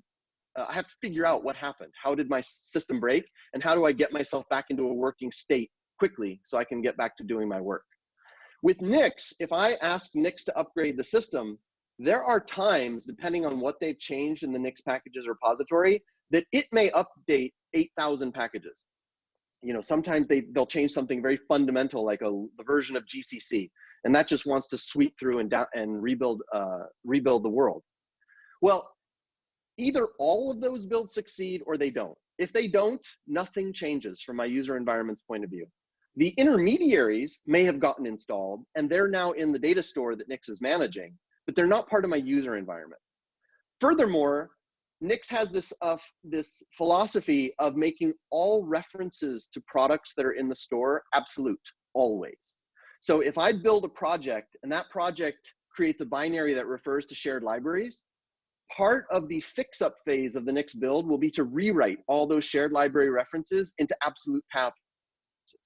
So that even if I do, say, instead of upgrading everything and relying on that to be atomic, what if I just upgrade zlib? My Emacs will continue to refer to and use the zlib that it was built with. And so there's kind of this idea that if you build something in Nix and you run it on your machine and it works, it will always work. There are certain ways you can violate that premise if you garbage collect, for example. But if you don't garbage collect over the course of a week, then everything you have that's functioning will stay functioning. It won't be broken by updating the system. Nix also supports atomic rollbacks. So if I build everything and that part worked, but I go to run and they've updated some feature and now all of a sudden my Emacs doesn't work, like today I got a notification from Forge that there was no file notification facility available, and I don't want to have to debug what that problem is now. I can just say Nix rollback, and it will take me to the exact state that my user environment was in the last time an update succeeded. Assuming, of course, I have not garbage collected away past environments. But garbage collection also is always manual, unlike with Git. So if I don't actually run Nix garbage collect, it will leave all of my past environments alone. There's also deduplication without having to do anything to enable it. Since all of the contents in the Nix store get assigned a hash when they get put there, and that hash is derived from all the sources and dependencies that were used to build that thing, those dependencies, if another package needs them, it will recognize that they're already in the store and it will use them. So if two different things use zlib, they will both point at the same zlib. There may be multiple versions of zlib in my store, but there's usually only going to be one zlib, like whatever, 103, whatever's the latest, and anyone using that version will refer to that zlib. This includes if I do local project builds. So my use of Nix is generally to keep my user environment relatively free of development tools. I just have systems tools there, editors, such like. But in my project directories, each project has its own Nix definition that pulls in the version of Haskell I want to use for that project, the version of Rust, the version of its libraries. All of those projects share the same binaries pool in the Nix store. So if Rust 131 pulls in grep, and Rust 141 pulls in grep, and they're pulling in the same version of grep, they will use the same version of grep. Another feature of Nix is transparent caching. So in some systems, I've heard Gentoo is this way, although I've never used it myself, you do a lot of compiling. You're waiting for a lot of stuff to build. And in Nix, if you started out with Nix and you had no access to a Nix cache, like the default one that Nix itself, the Nix project itself gives you, building your system would involve building everything. It knows how to build everything. It knows how to run all the compilers. And you can tell Nix by a flag, don't use caches, in which case it will do this, and it will take forever. And if you track the master of Nix packages and you're tracking it faster than the cache can populate, you'll find yourself in this scenario of it taking hours and hours and hours to rebuild the system. But once something has built, because it is hash addressed, if it exists in a cache that you have a pointer to, you will download that material from the cache rather than building it yourself. So the Nix project provides a cache. My company has its own cache. There are in my house, I have one machine that acts as the cache to all my laptops. And there are public services like Cachix that make caches available to open source projects for free. And that's usually how I get my Travis build times down, for example, is I use Cachix to cache everything for the Hello repository. Otherwise, it builds so much stuff that it exceeds the time limit, and Travis always says the builds are failing. Then there's reproducibility. And since Nix is all based on a functional language, it has this idea that the same inputs should produce the same outputs.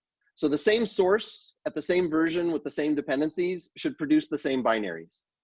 That means that if I have a project definition like I have in the Hello repository, and you out there in the internet decide to download you decide to git clone the Hello repository and you have Nix installed, you go in there and you type Nix build, I know what you're using. I know what your environment is. I know the version of every single library that you're going to be pulling down. So if you have problems, I can help you because I can reproduce your problems here. And that way we rely upon this at work so that all the developers that we have spread across 4 different time zones, we're never asking each other, well, what version are you using? What version of the compiler you have? We always know what everyone is using. And that's Nix's reproducibility. The other nice feature that Nix kind of gives you for free is distributed builds. I have 3 machines in my house. They are all running Nix. They all want to build. But my laptop, my tiny little 13-inch laptop, gets pretty hot if it starts needing to compile a lot of things. So by adding 1 line to my Nix Darwin configuration, I can say that my big iMac Pro is a builder. And what will happen then is when the little laptop wants to build something for Nix, he'll use SSH to go talk to the builder and have the Nix build happen over there. And then he'll SCP down the results that should go into the Nix store without copying down the development only products that need to go into the Nix store. So when I type Nix build, Nix will download the compiler, it'll download the tarball, it'll download all the dependencies needed for building it. But when you copy a derivation that you've built to some other machine, you're only copying what that derivation needs to execute or to run. So that's a very handy way for me to save on battery life and to keep my laptop cool, is that when I go out around to cafes, I'm using my machine at home as my transparent distributed builder. I used to do this back in my C++ days using DiskCC and loved it then, but DiskCC was something you had to integrate into your build system, whereas Nix distributed builds will work for any project. It is completely orthogonal to what it is you're building. The build just simply happens on another machine, or even a fleet of different machines. In your distributed builds list, you can list a whole bunch of machines that your computer should rely upon before doing builds on itself. Sandboxing is another feature that works much better on Linux than it does on Darwin. There are certain key system libraries on Darwin that we need to reference by paths outside of the Nix store. But on Linux, when you do Nix build, you will automatically be in a sandbox that does not let the build access the internet. That does not let the build access any files outside of a true-rooted jail in which the build happens. The build only has access to the dependencies that it needs to do building. It cannot see or be polluted by anything else. And this is important to ensure reproducibility. We want to know that all the tests for that project, your project, will run and pass in a sandbox. So sandboxing is on by default for Linux. You can turn it off. Likewise, you can turn it on for Darwin, and it'll work most of the time. But sometimes when a key core dependency needs to be rebuilt, you may find yourself building things that won't work with sandboxing on, but will work with it off. And lastly is environments. I said that when I install something with Nix or I update my machine, it's updating my environment. That's because by default, you get a user environment that all your end results are symlinked into, so that if I type, say, find, it will get it out of the GNU find utils in my Nix store, because find will be first on the path. And the path is pointing to this user environment. A user environment is really just a tree of symlinks into the Nix store. There's nothing stopping me from having multiple user environments. I could have a user environment named work, another one named games, another one named Scala. And that would give me a global environment that I could just jump into if I wanted to do certain things. I can also have project level environments. I can even create Nix defined environments that will produce as their result a shell script called loadenv-name that whenever I run it, drops me into a shell with everything that I chose to be installed in that environment. So Nix is very, very flexible about scoped, localized environments to whatever degree you want. And these are exportable. If I create an environment function for me to jump into, like I have one for working on one of my projects with Python 2 and another for working on it with Python 3, because I don't want the project itself to define one or the other, and I don't want to have to manually switch between them. So I just run a shell script before I start doing makes in that project. Well, I could send that definition to somebody else out on the web and say, hey, if you want to try this out in the Python 3 dev environment, just run the shell script. Build this Nix environment script and then run the shell script and you'll be in the environment I'm expecting. Another neat Nix-based service that I found recently is called Nixery, which is just a public service that lets you run Docker and be put into a machine, a container, running any defined Nix thing from the Nix packages set. So if you want to just really quickly try out Garrett as built by Nix, for example, you can find yourself in a Docker container that way. Now, in talking about Nix, it's easy to go into the weeds. So I usually identify 3 different categories of users of Nix. One is just users. And I imagine many of you are going to fall into this category, as most of the people at my company do. You're just somebody who wants to use Nix to get stuff done. You really don't care about Nix. You don't want to read .nix files. You don't want to learn anything about Nix beyond what it takes to get to where you actually do work. So for a Nix user, there are very few commands that you typically end up using. The most common 2 are going to be either Nix build, which builds the whole project down to its final output binary, or Nix shell, that will put you into a shell where all of the dependencies needed to do building with whatever the build tool is will be in scope. So if you have cloned my hello repository and you cd into the Haskell directory and you type nix-shell, well, be prepared to wait for quite a while unless you set up using my Cachix cache for this repository. It'll probably take, I would imagine, about 40 minutes for it to build GHC, all the libraries, all the dependencies. It's going to build it for both with profiling, without. It'll make the Google database.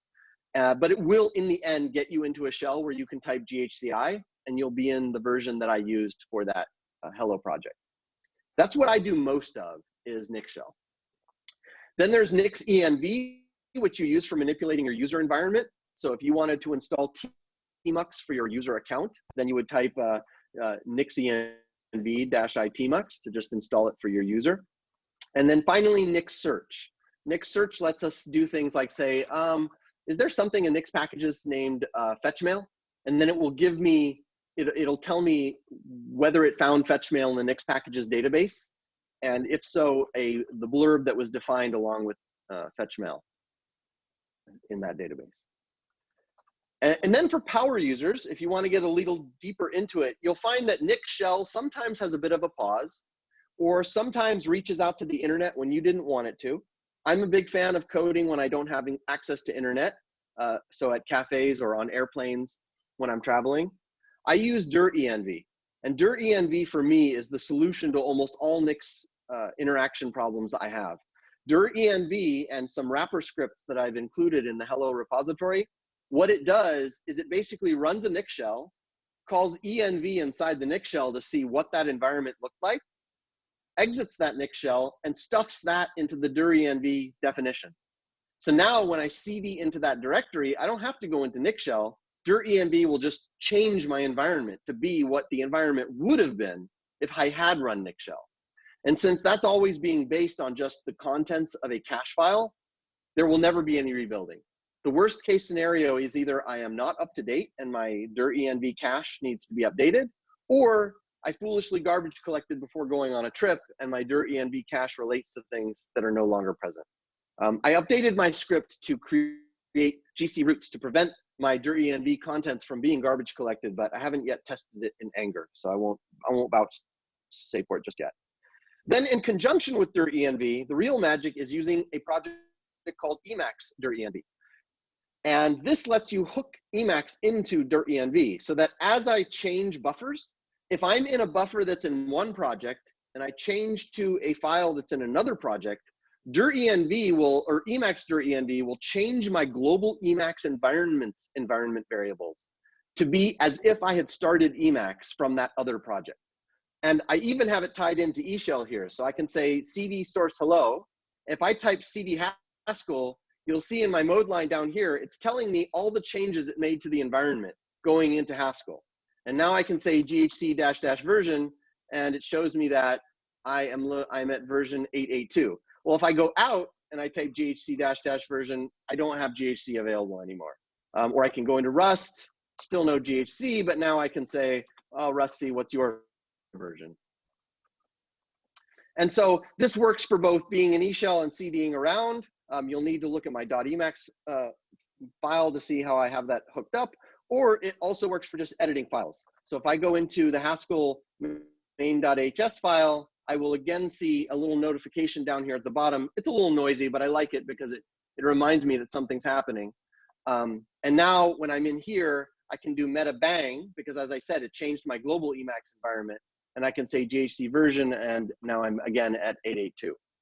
And if I am in this Emacs, if I'm in this Haskell buffer and I say something like misspell and identifier, I get instant syntax checking on that using the appropriate versioned tools. So back to nix.org. So that's env and Emacs dir-env for power users. If you want a little more automation, there's a project out there called Lori. And Lori is essentially doing the same thing as dir-env with a bit more automation.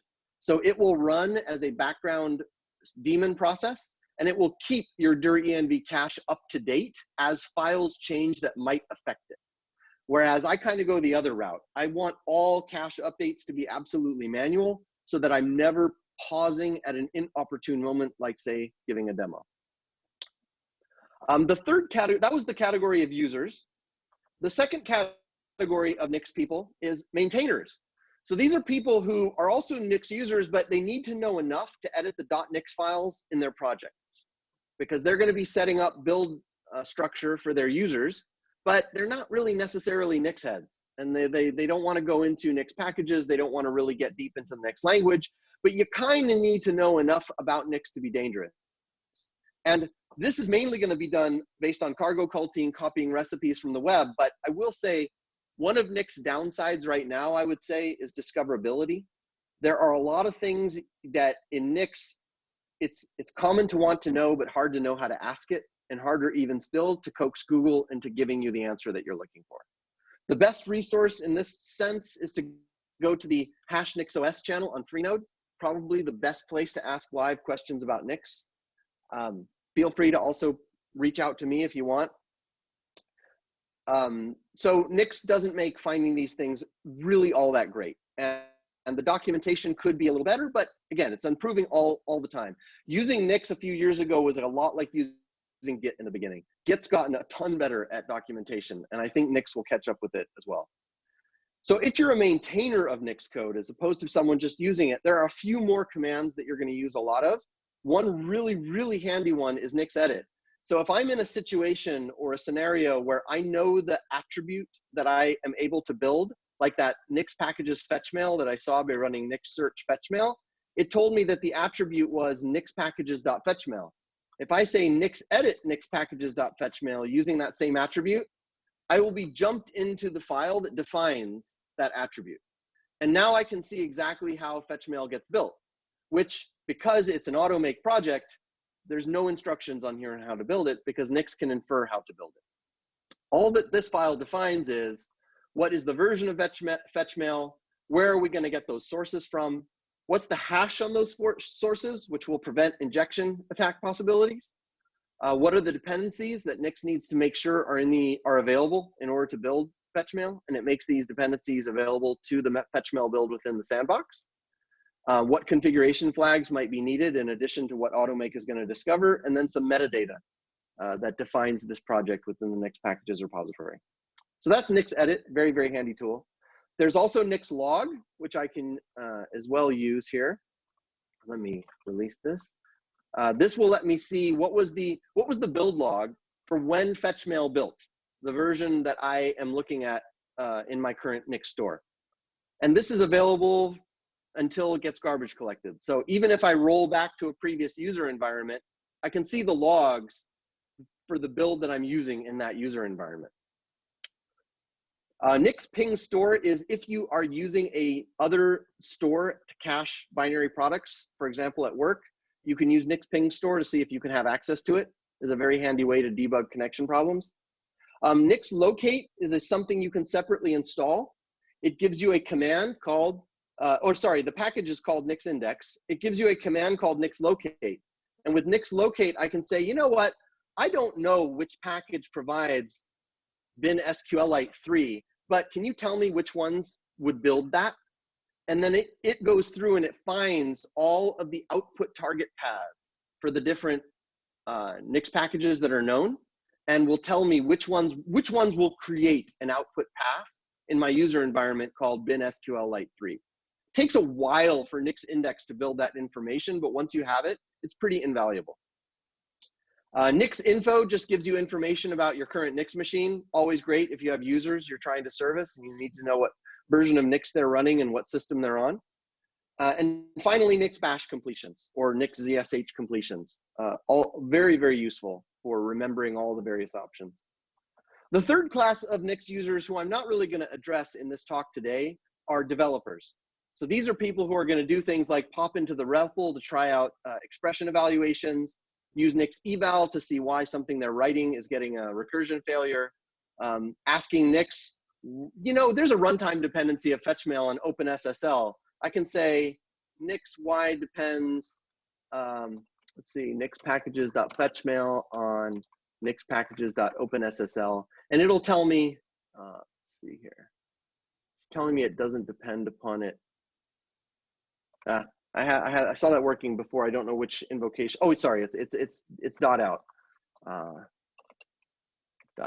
because I can't type it. Right, and so it tells me that the reason why OpenSSL is being depended upon is because the fetchmail binary is referencing it. It's referencing it in the shared object table. Nix copy, as I said, is copying build products from one store to another, and then Nix diff is a tool I'm not going to go into because I'm running short on time. Nix language basics. Nix is a pure functional language. By pure, I mean outputs follow from inputs. I don't mean that it's free of side effects, because some things you do in Nix may change the contents of the Nix data store. However, when you run the function, you'll always get the same output from the same input, even if the store is changed on the way to getting you that output. And it's functional because functions are first class. They can be passed around as values. And if you write Nix code, you're going to end up creating lots and lots of functions and Lambda abstractions, and you're going to be passing around functions and calling functions. At its core, Nix is just an untyped Lambda calculus for Haskell people familiar with that. So you've got your typical constructors of variables, Lambda abstractions, and function application. Then we add to that a bunch of basic data types. These are the 7 essential data types that are used in Nix. The only really special ones are paths and attribute sets. And Nix has a lot of special functionality, both in the language and in the library, for dealing with paths and attribute sets. Paths are things that live in the store, and attribute sets are heterogeneous key value mappings, which have a bunch of sugar and a lot of special meaning in different contexts. Then Nix adds on top of those basic foundations some syntactic sugar. So when I define a function, I just say arg colon, and then I say I'm returning a key value map here, and I'm just saying key equals value. But if the key and the value have the same name, I can just use the keyword inherit. I can have default arguments on my function arguments. I can take and capture the whole argument set as a key value map itself.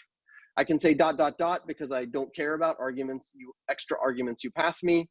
And then inherit can take in the argument, which is the key value map, to pull the named item out. That's just a very brief example, but among those 3 things, that covers actually a lot of the syntax of Nix. Most of the richness of Nix comes when you start nesting in function definitions and you take advantage of the fact that it's a lazily evaluated language.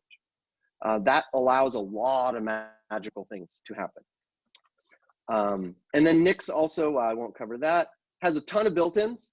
I think it has about 120 to 140 built-in functions to do basic things, and even some fancy things like fetching from Git. And then on top of that, it has a standard library defined as part of the Nix packages definition, which defines a ton of library functions. So with that, let me go into the Hello project. So the Hello project is something I wrote for this talk on GitHub. And what it does is it defines a very, very quick getting started definition of projects for a bunch of languages. So I have C++, Haskell, Scala, Ruby, Rust. A lot of these were cribbed from existing packages I'm working on. So if you see any strange looking artifacts in there, that may be where it evolved from. I'll go into the Haskell definition first. By going into that directory, you can see at the bottom, dir env, put me into the right environment. Looking at the Nix file, Nix files, in your project, you will typically have one Nix file named default.nix. That's what Nix build and Nix shell will both look for by default. That file contains a function that takes several arguments, all of which are defaulted, because I don't want my users to have to explicitly specify them. Usually, I like to give the user the ability to vary which version of the compiler they're using so that they can just test it out and try the build on an older version. I also, especially for Haskell, I offer flags for turning on benchmarking, profiling of the project itself, and also strict, which means all warnings or errors. Then there's this bit, which is I define a revision of the Nix packages repository itself. And you'll see this pattern recur through all the default.nixes of all these languages, and a SHA for that specific package set.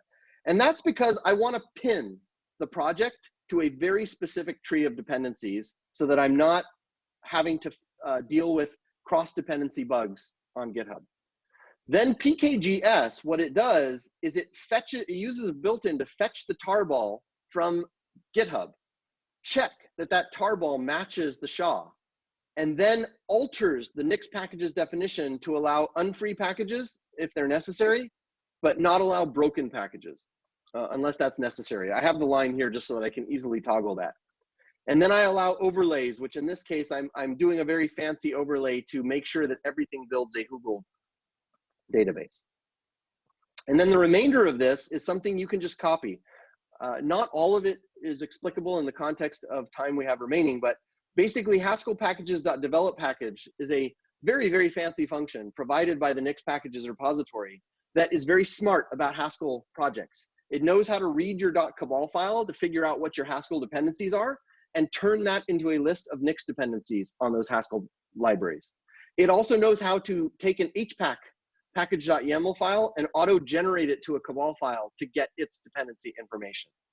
It allows you to selectively override the build tools or which tools you need in scope when running tests as opposed to anything else. And a pass-through here that is used for magical reasons I have actually forgotten by now. But this little snippet right here gets copied from Haskell project to Haskell project across my machine. I must have maybe 20 instances or variations of this little snippet right here. And then I'll go show you the Rust one. The Rust one's not hugely different, but instead of calling .haskell packages.develop package, it calls Rust platform.build Rust package, which has a lot of its own magic for figuring out from the cargo.lock file what all of your Rust dependencies are and what version of Rust it should be using. And then I do some various things in here, and I also included a test to make sure that the executable, when it runs in every one of these sub directories, does what I expected it to do. So now if I go into this, what I end up with is, by having my whole environment, I can do things like ask Google to give me the definition, the documentation for putstring. And I know that this documentation will be for the version of putstring that I'm actually calling here. I could talk more about Haskell mode, but I'm sure that's a whole discussion in itself. If I go over to Rust, dir.env will switch me over to the Rust project. And now I could ask for definition on the UTC now function, for example, or on the UTC structure. And if I go over here and I do something that makes Rust unhappy, I will get immediate syntax highlighting using the correct version of RLS. So it's a pretty seamless experience once you've set it up and you've got the right environment set in your Emacs or in your dir.env. You could be just using Nix shell and running GHCID, or you could be just running GHCI and doing a :load every time you change your sources. I know several good developers that's their mode. But the nice thing is I just CD, and that's my interface to Nix 99% of the time. I only have to dive into .nix files generally when I update stuff. And the very last thing I'll show is Scala, simply because you guys, there's a lot of scholars here. I have no idea how to build Scala. So all I did was look up the Hello World example for Scala. This is a plain Jane Nix derivation. So there's no Scala packages.build Scala. If there is, there could be, I don't know. This is just make derivation, which says, how do I build something standard? Well, I pull in Scala, I run Scala C, and then I just run Java on the resulting class file with my class path set up to what it needs to be to run. And I have a check phase here that makes sure that the output is exactly hello world as I expect to see it. This org file that I've been reading from is at the root of this hello repository. So anything I mentioned, you can find in there. And sorry to not leave much time for questions, but if anyone has questions, I will take them now.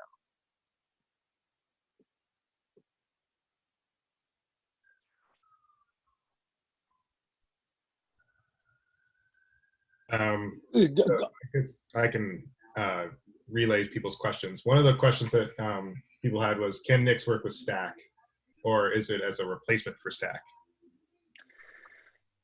They do a lot of the same jobs. They can be used compatibly. Nix is typically orthogonal to anything else. So you can use Homebrew while you use Nix. They won't interfere with each other. Nix only cares about the contents of /nix/store and manages those contents. It doesn't touch anything else.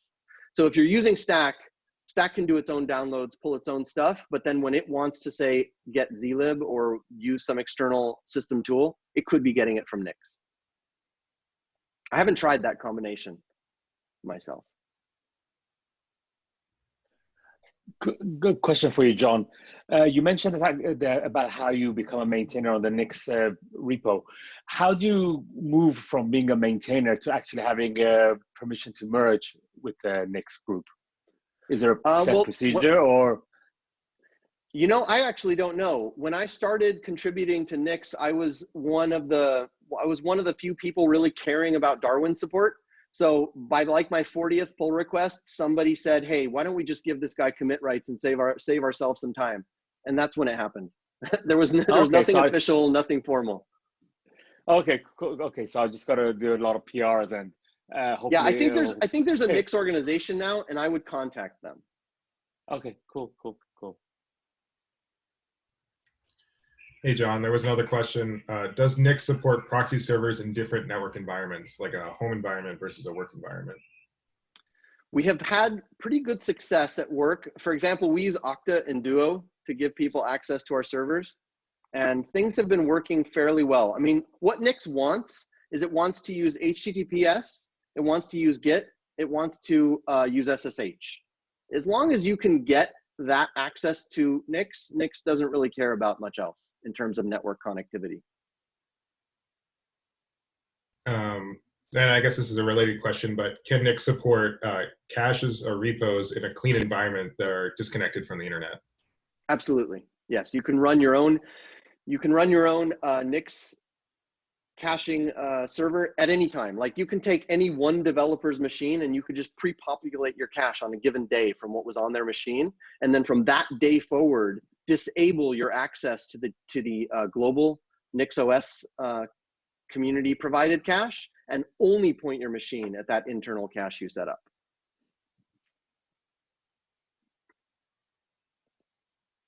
Also, when you update the cache, Nix copy, that command I showed you, is smart enough to only copy the closure of what you're uploading, and only the part of the closure that it doesn't already have the parts of.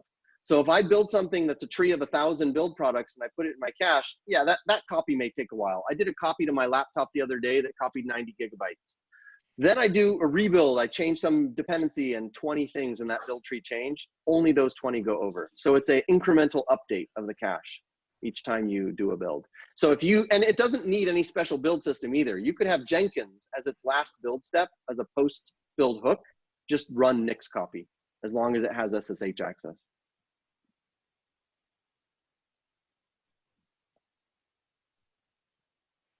Great. Any more questions? So I asked a question, and Eric kind of answered it, and you kind of answered. You can do with Scala. How does it compare to like a tool like SBT or Gradle? Like, what would be the advantage of using Nix over those tools? Depends on who you ask. I've heard people bemoan the use of Nix at my company and want to use Bazel or use Gradle. I think there's competing mindshare in that space. I prefer Nix only because the breadth of exposure it has in the open source community and the amount of popularity it's gaining, and how flexible it is for all the different uses I want to put it to. But I could see those other teams satisfying corporate needs just as well. So I'm not going to say Nix is the be all end all, but it is a growing system with a large community of volunteers, and it's a fun project to be a part of. So that's a side advantage. But technically, there are comparable aspects to those projects. Okay, great. Hey, Joe, there's another question about basically what disk size would you recommend if you're going to do Haskell development with Nix? And that might also extend to kind of just any other kind of Nix, how the Nix store grows. That is a great question. If you're going to keep to one version of GHC, you could get away with a Nix store size of about 100 gigabytes pretty easily, and then garbage collect on the weekends.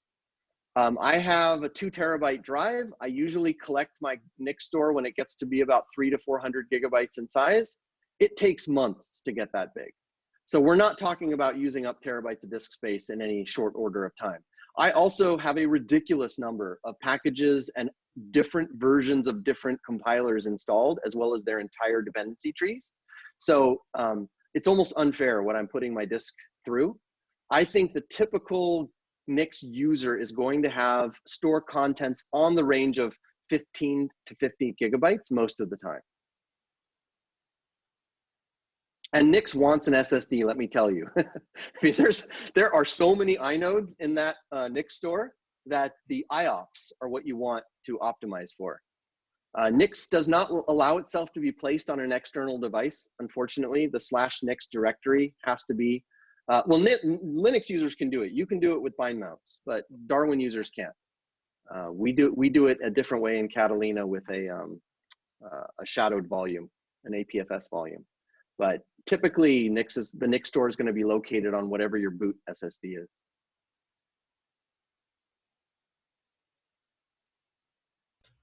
I just wanted to comment on Nix versus SPT and Gradle. And my impression, correct me, but my impression is that Nix is very holistic in its approach. You have to go all in, and all of your dependencies and all of your packages have to be in Nix. And SPT and Gradle just build what you want. You build one package at a time. And it doesn't install it. It doesn't check other things. It doesn't make your development environment. It just runs the build commands. And if it's, you know, if some dependencies are not there, too bad, it will fail. It will not fetch everything and recompile your kernel before you do any kind of build. But so Nix is more for kind of an approach where a lot of dependencies are cross-platform, difficult to maintain. You have a dependency on GCC, and you have a dependency on libc, and you have a dependency on Rust, Haskell, and so on. Then SPT and Gradle wouldn't be able to handle that. That's my impression. So please let me know if that's right. It depends on how you set it up, because for example, there's nothing stopping you from having a Nix derivation defined that uses Gradle. So you can draw a dividing line where you want to, as to how much should be managed by Nix, because maybe you want Nix to manage your kernel. I mean, that's what NixOS is all about. But maybe you don't want Nix to manage the build of your project. Then don't use Nix for your project. Just tell Nix to use whatever you do want to use for your project. One notable Scala project that does use Nix for local development is Scala Native, which is probably not a bad idea because it does require some extra OS-specific dependencies. So by having a Nix shell defined in the repo, it provides it all for you. I thought I mentioned that just in case anyone from the SF Scala side wants to look at an example project using it. And I think they're just using it as for, like John said, setting up the environment, not necessarily as a Maven replacement. Yeah, well, Nix uses Maven. If you build Java projects, Nix will use Maven. It does not try to reproduce that. Yeah, got it. Hey, do you know what's the cross-building story between Scala versions? That's one thing that SBT does well, as opposed to others. I don't know enough about Scala to know exactly what that question entails. Well, I would just say you need a kind of a variable or parameter in Nix that defines your Scala versions, and then you just run your build function of derivation with different arguments in a .map. I mean, map over a sequence of Scala versions or something like that. But for dependencies, you need to, I guess, I don't know if you saw it in my, in the Hello project. I did not share. I have a default.nix at the top level. And what this does is if you were to type Nix build at the top of the Hello project, instead of in one of the language directories, it would build all of the language directories in all of the versions that are currently available. So it would build using Scala 2.10, 11, 12, and 13. And it would make sure that the build works and passes tests for every one of those versions. Right, so basically if you need cross version, you just have an array of versions and you go over that array and run this call package. You're done. Yep. So it's a very easy thing to do. Everything is parameterized, everything is a lambda. So you call that lambda on the arguments you need. And all the dependencies are guaranteed. So one thing that I understand that Nix is different from pretty much every other tool is that it is very meticulous about dependencies. And so you can make it depend on everything up to the last config file if you want to. And it will work. So it's kind of, when you do ordinary build tool like SPT and Gradle, that is nowhere near that degree of reliability and reproducibility. So A lot of things have to be installed, pre-installed, and nobody knows where they are. This is not the case with Nix. If you want, it can manage your entire computer. So it's kind of not a really correct comparison. You know, what is Nix versus Gradle? Because Gradle is a glorified makefile, and SPT is a glorified makefile. And so you don't necessarily need Nix if all you want is to build some things in a fixed environment. But it's a very good example, in my view, that you have Scala native that depends on so many other things other than Java, other than Scala. And SPT wouldn't be able to handle that. You know, Scala native depends on LLVM. It depends on maybe some other things. So Scala native really needs this kind of cross-platform compatibility and dependency handling, which most Scala projects don't need. So that's anyway. That's what I think. Pretty cool. Thanks. The answer would be. I also use Nix to manage all of the Emacs packages that I have installed, and I load into my Emacs. Because I never got into using any of the Emacs package managers that are out there. So I used to just, it was manual. I would download them and just reference them in a directory tree. And one day I realized, wait a minute, I'm doing exactly what Nix is created to solve. So I spent a weekend, and now I have, it just brought so much sanity to my Emacs configuration. So I have right now 422 Emacs packages that get compiled, built, installed, and tests run. And this is all being drawn from Melpa. So when I update at the end of the week, I'm getting all the latest versions of all of these and seeing that they pass tests, and it's an atomic upgrade, and it's rolled back. It can be rolled back. And that's just light years beyond anything I ever had in the past for managing my Emacs dependencies.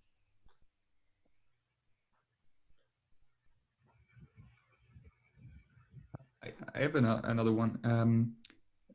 You know, like there is in Brew for more like, I mean, as far as I understand, installing, for example, some like UI application or stuff like that. There is a Brew Cask install. You can do the same, right? What is the equivalent of? Can I, for example, install IntelliJ, for example, and configure IntelliJ with it? Would it work? Java apps? So are you talking Linux or Darwin? Darwin. So Darwin does not have the best native application support. Usually Java apps do install pretty well with Nix. So I installed JDisk report using Nix on Mac OS. But if it's truly a native app, meaning it needs to link into the Cocoa libraries, I have had really spotty success with that. I think currently I have Wireshark is the only application I'm building with Nix. Usually for a native app, I will just download the DMG and install it manually. I would love not to have to do that. But Nix's Darwin support is not quite as first class as their support on Linux. But it's evolving. Hey, John, there was a question about has Nix changed the way that you do testing?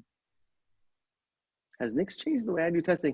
Not really, because when I work on code, I Nix shell, and then from that point on, the rest of the day, I'm using either Cargo test or Cabal test. And now I'm just doing what I would have done as a Haskell developer in my pre-Nix days. I really don't think about Nix very much in my day-to-day work.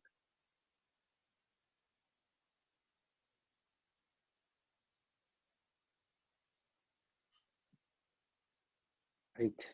Any more questions?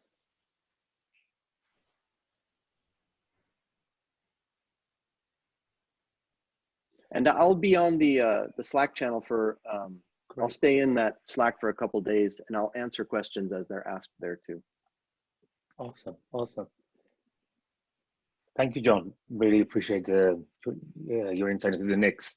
As a Nix fan myself, it was very enjoyable listening to your talk, so thank you. Yeah, thank you for the great talk. Great, great. Great. Well, thank you all for joining our first ever online meetup. Just so that we can have another one, please contact myself, Alexi, or Ryan if you have a subject you want to talk about at a future online meetup. Also, feel free to continue using the Slack.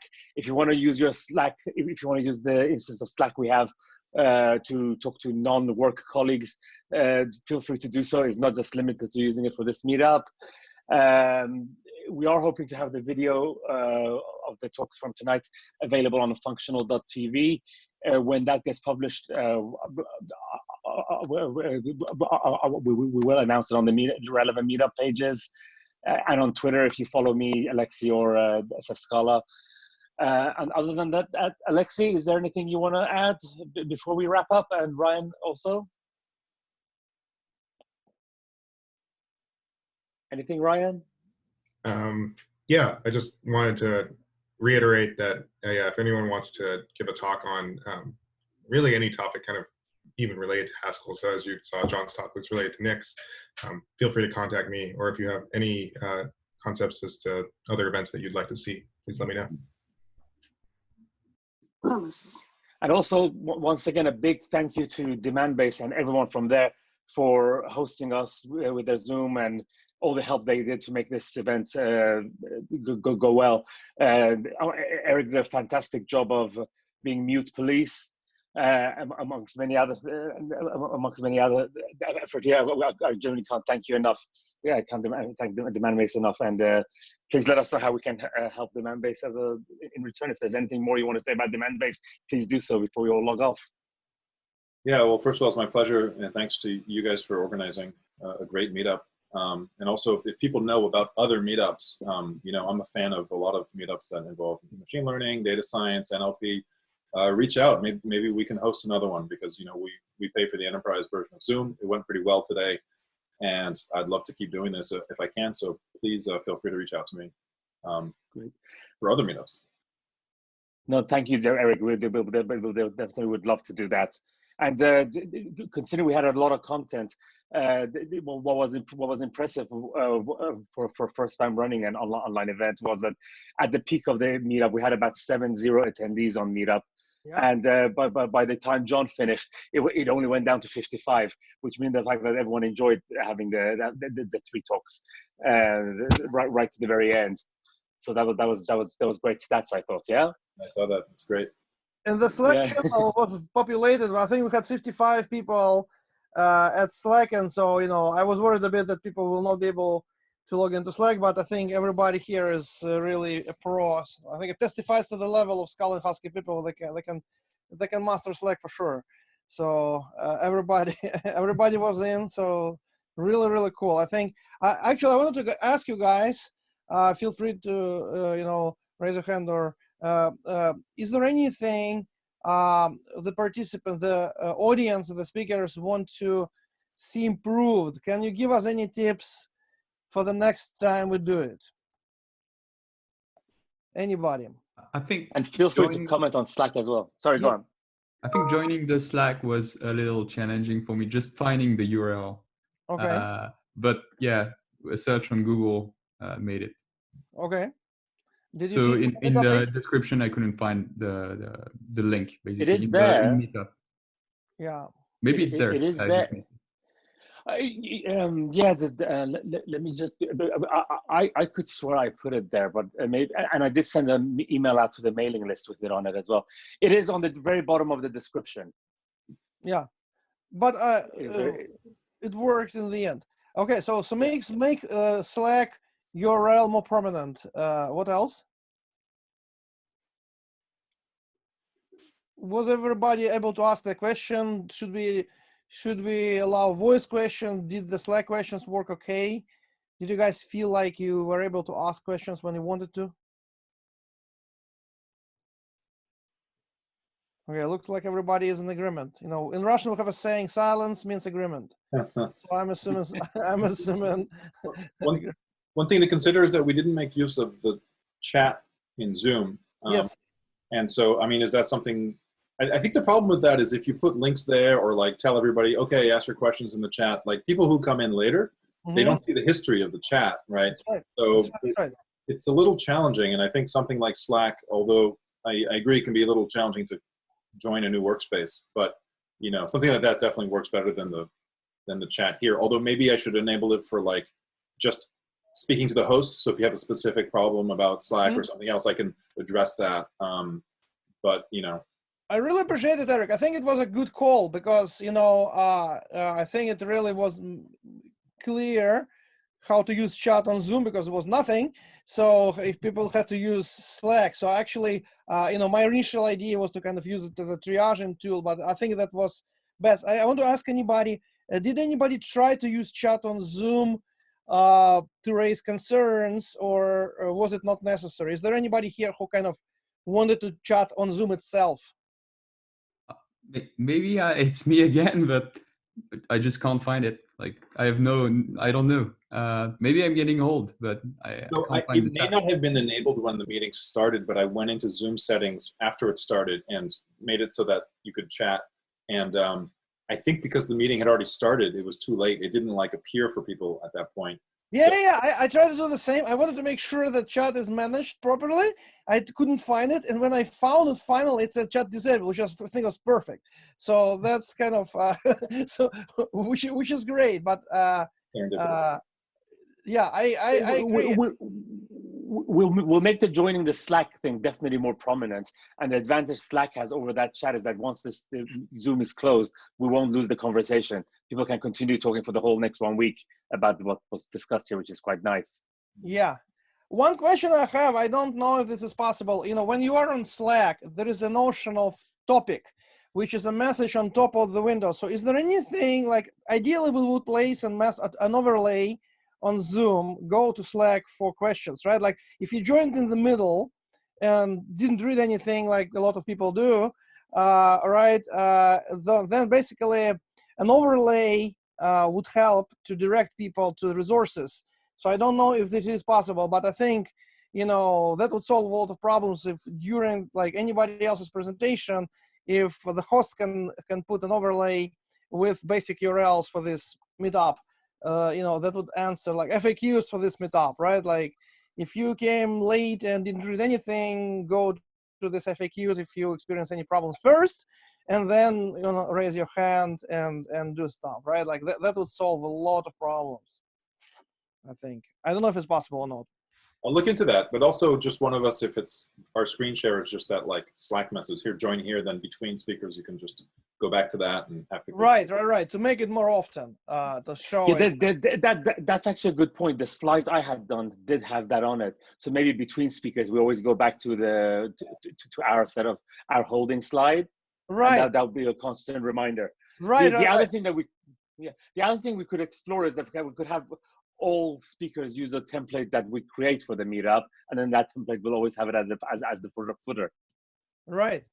You know, another thing we can do is, you know, if you guys listen to NPR, you know, Terry Gross, right, Fresh Air. So every time she goes to break and comes back and says, you know, in case you just join us, we're talking to Barack Obama about his latest book, right? Like basically we can keep pinging speakers to remind it during, like, but we'll just have to ask folks to remind new listeners and viewers where to find resources, and we can add insert slides at the beginning and end of talks, right? And like we can screen share the slides between the talks. So we'll do that next time. Basically, we've come up with a new business idea, a new AI bot for Zoom, right?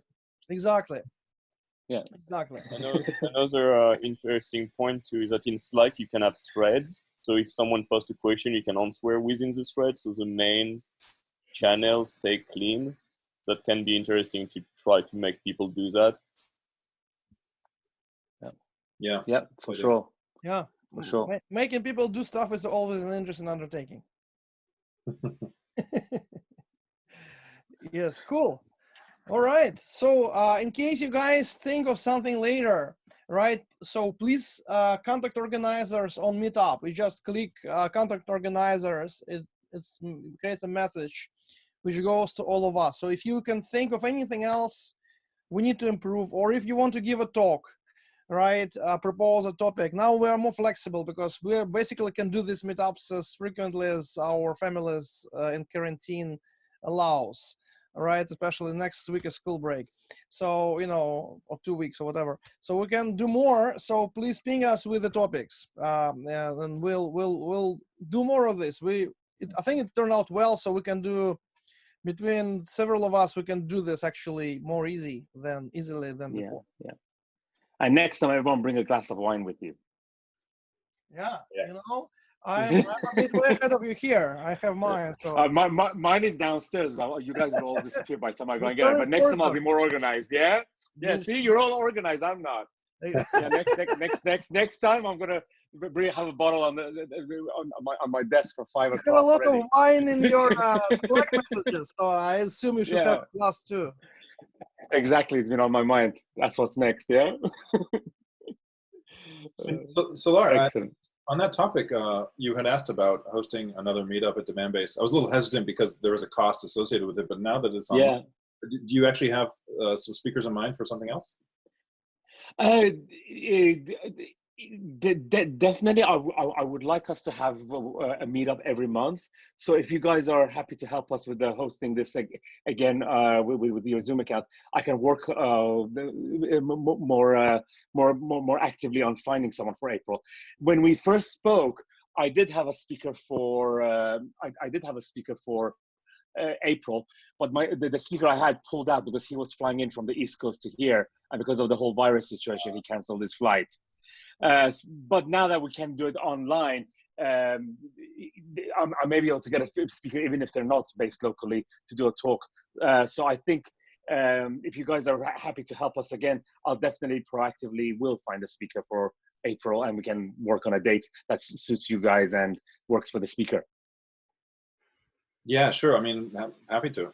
It's no awesome. I'll jump on it straight away tomorrow, and as soon as I find a speaker, I'll get some dates to you and see what we can agree on.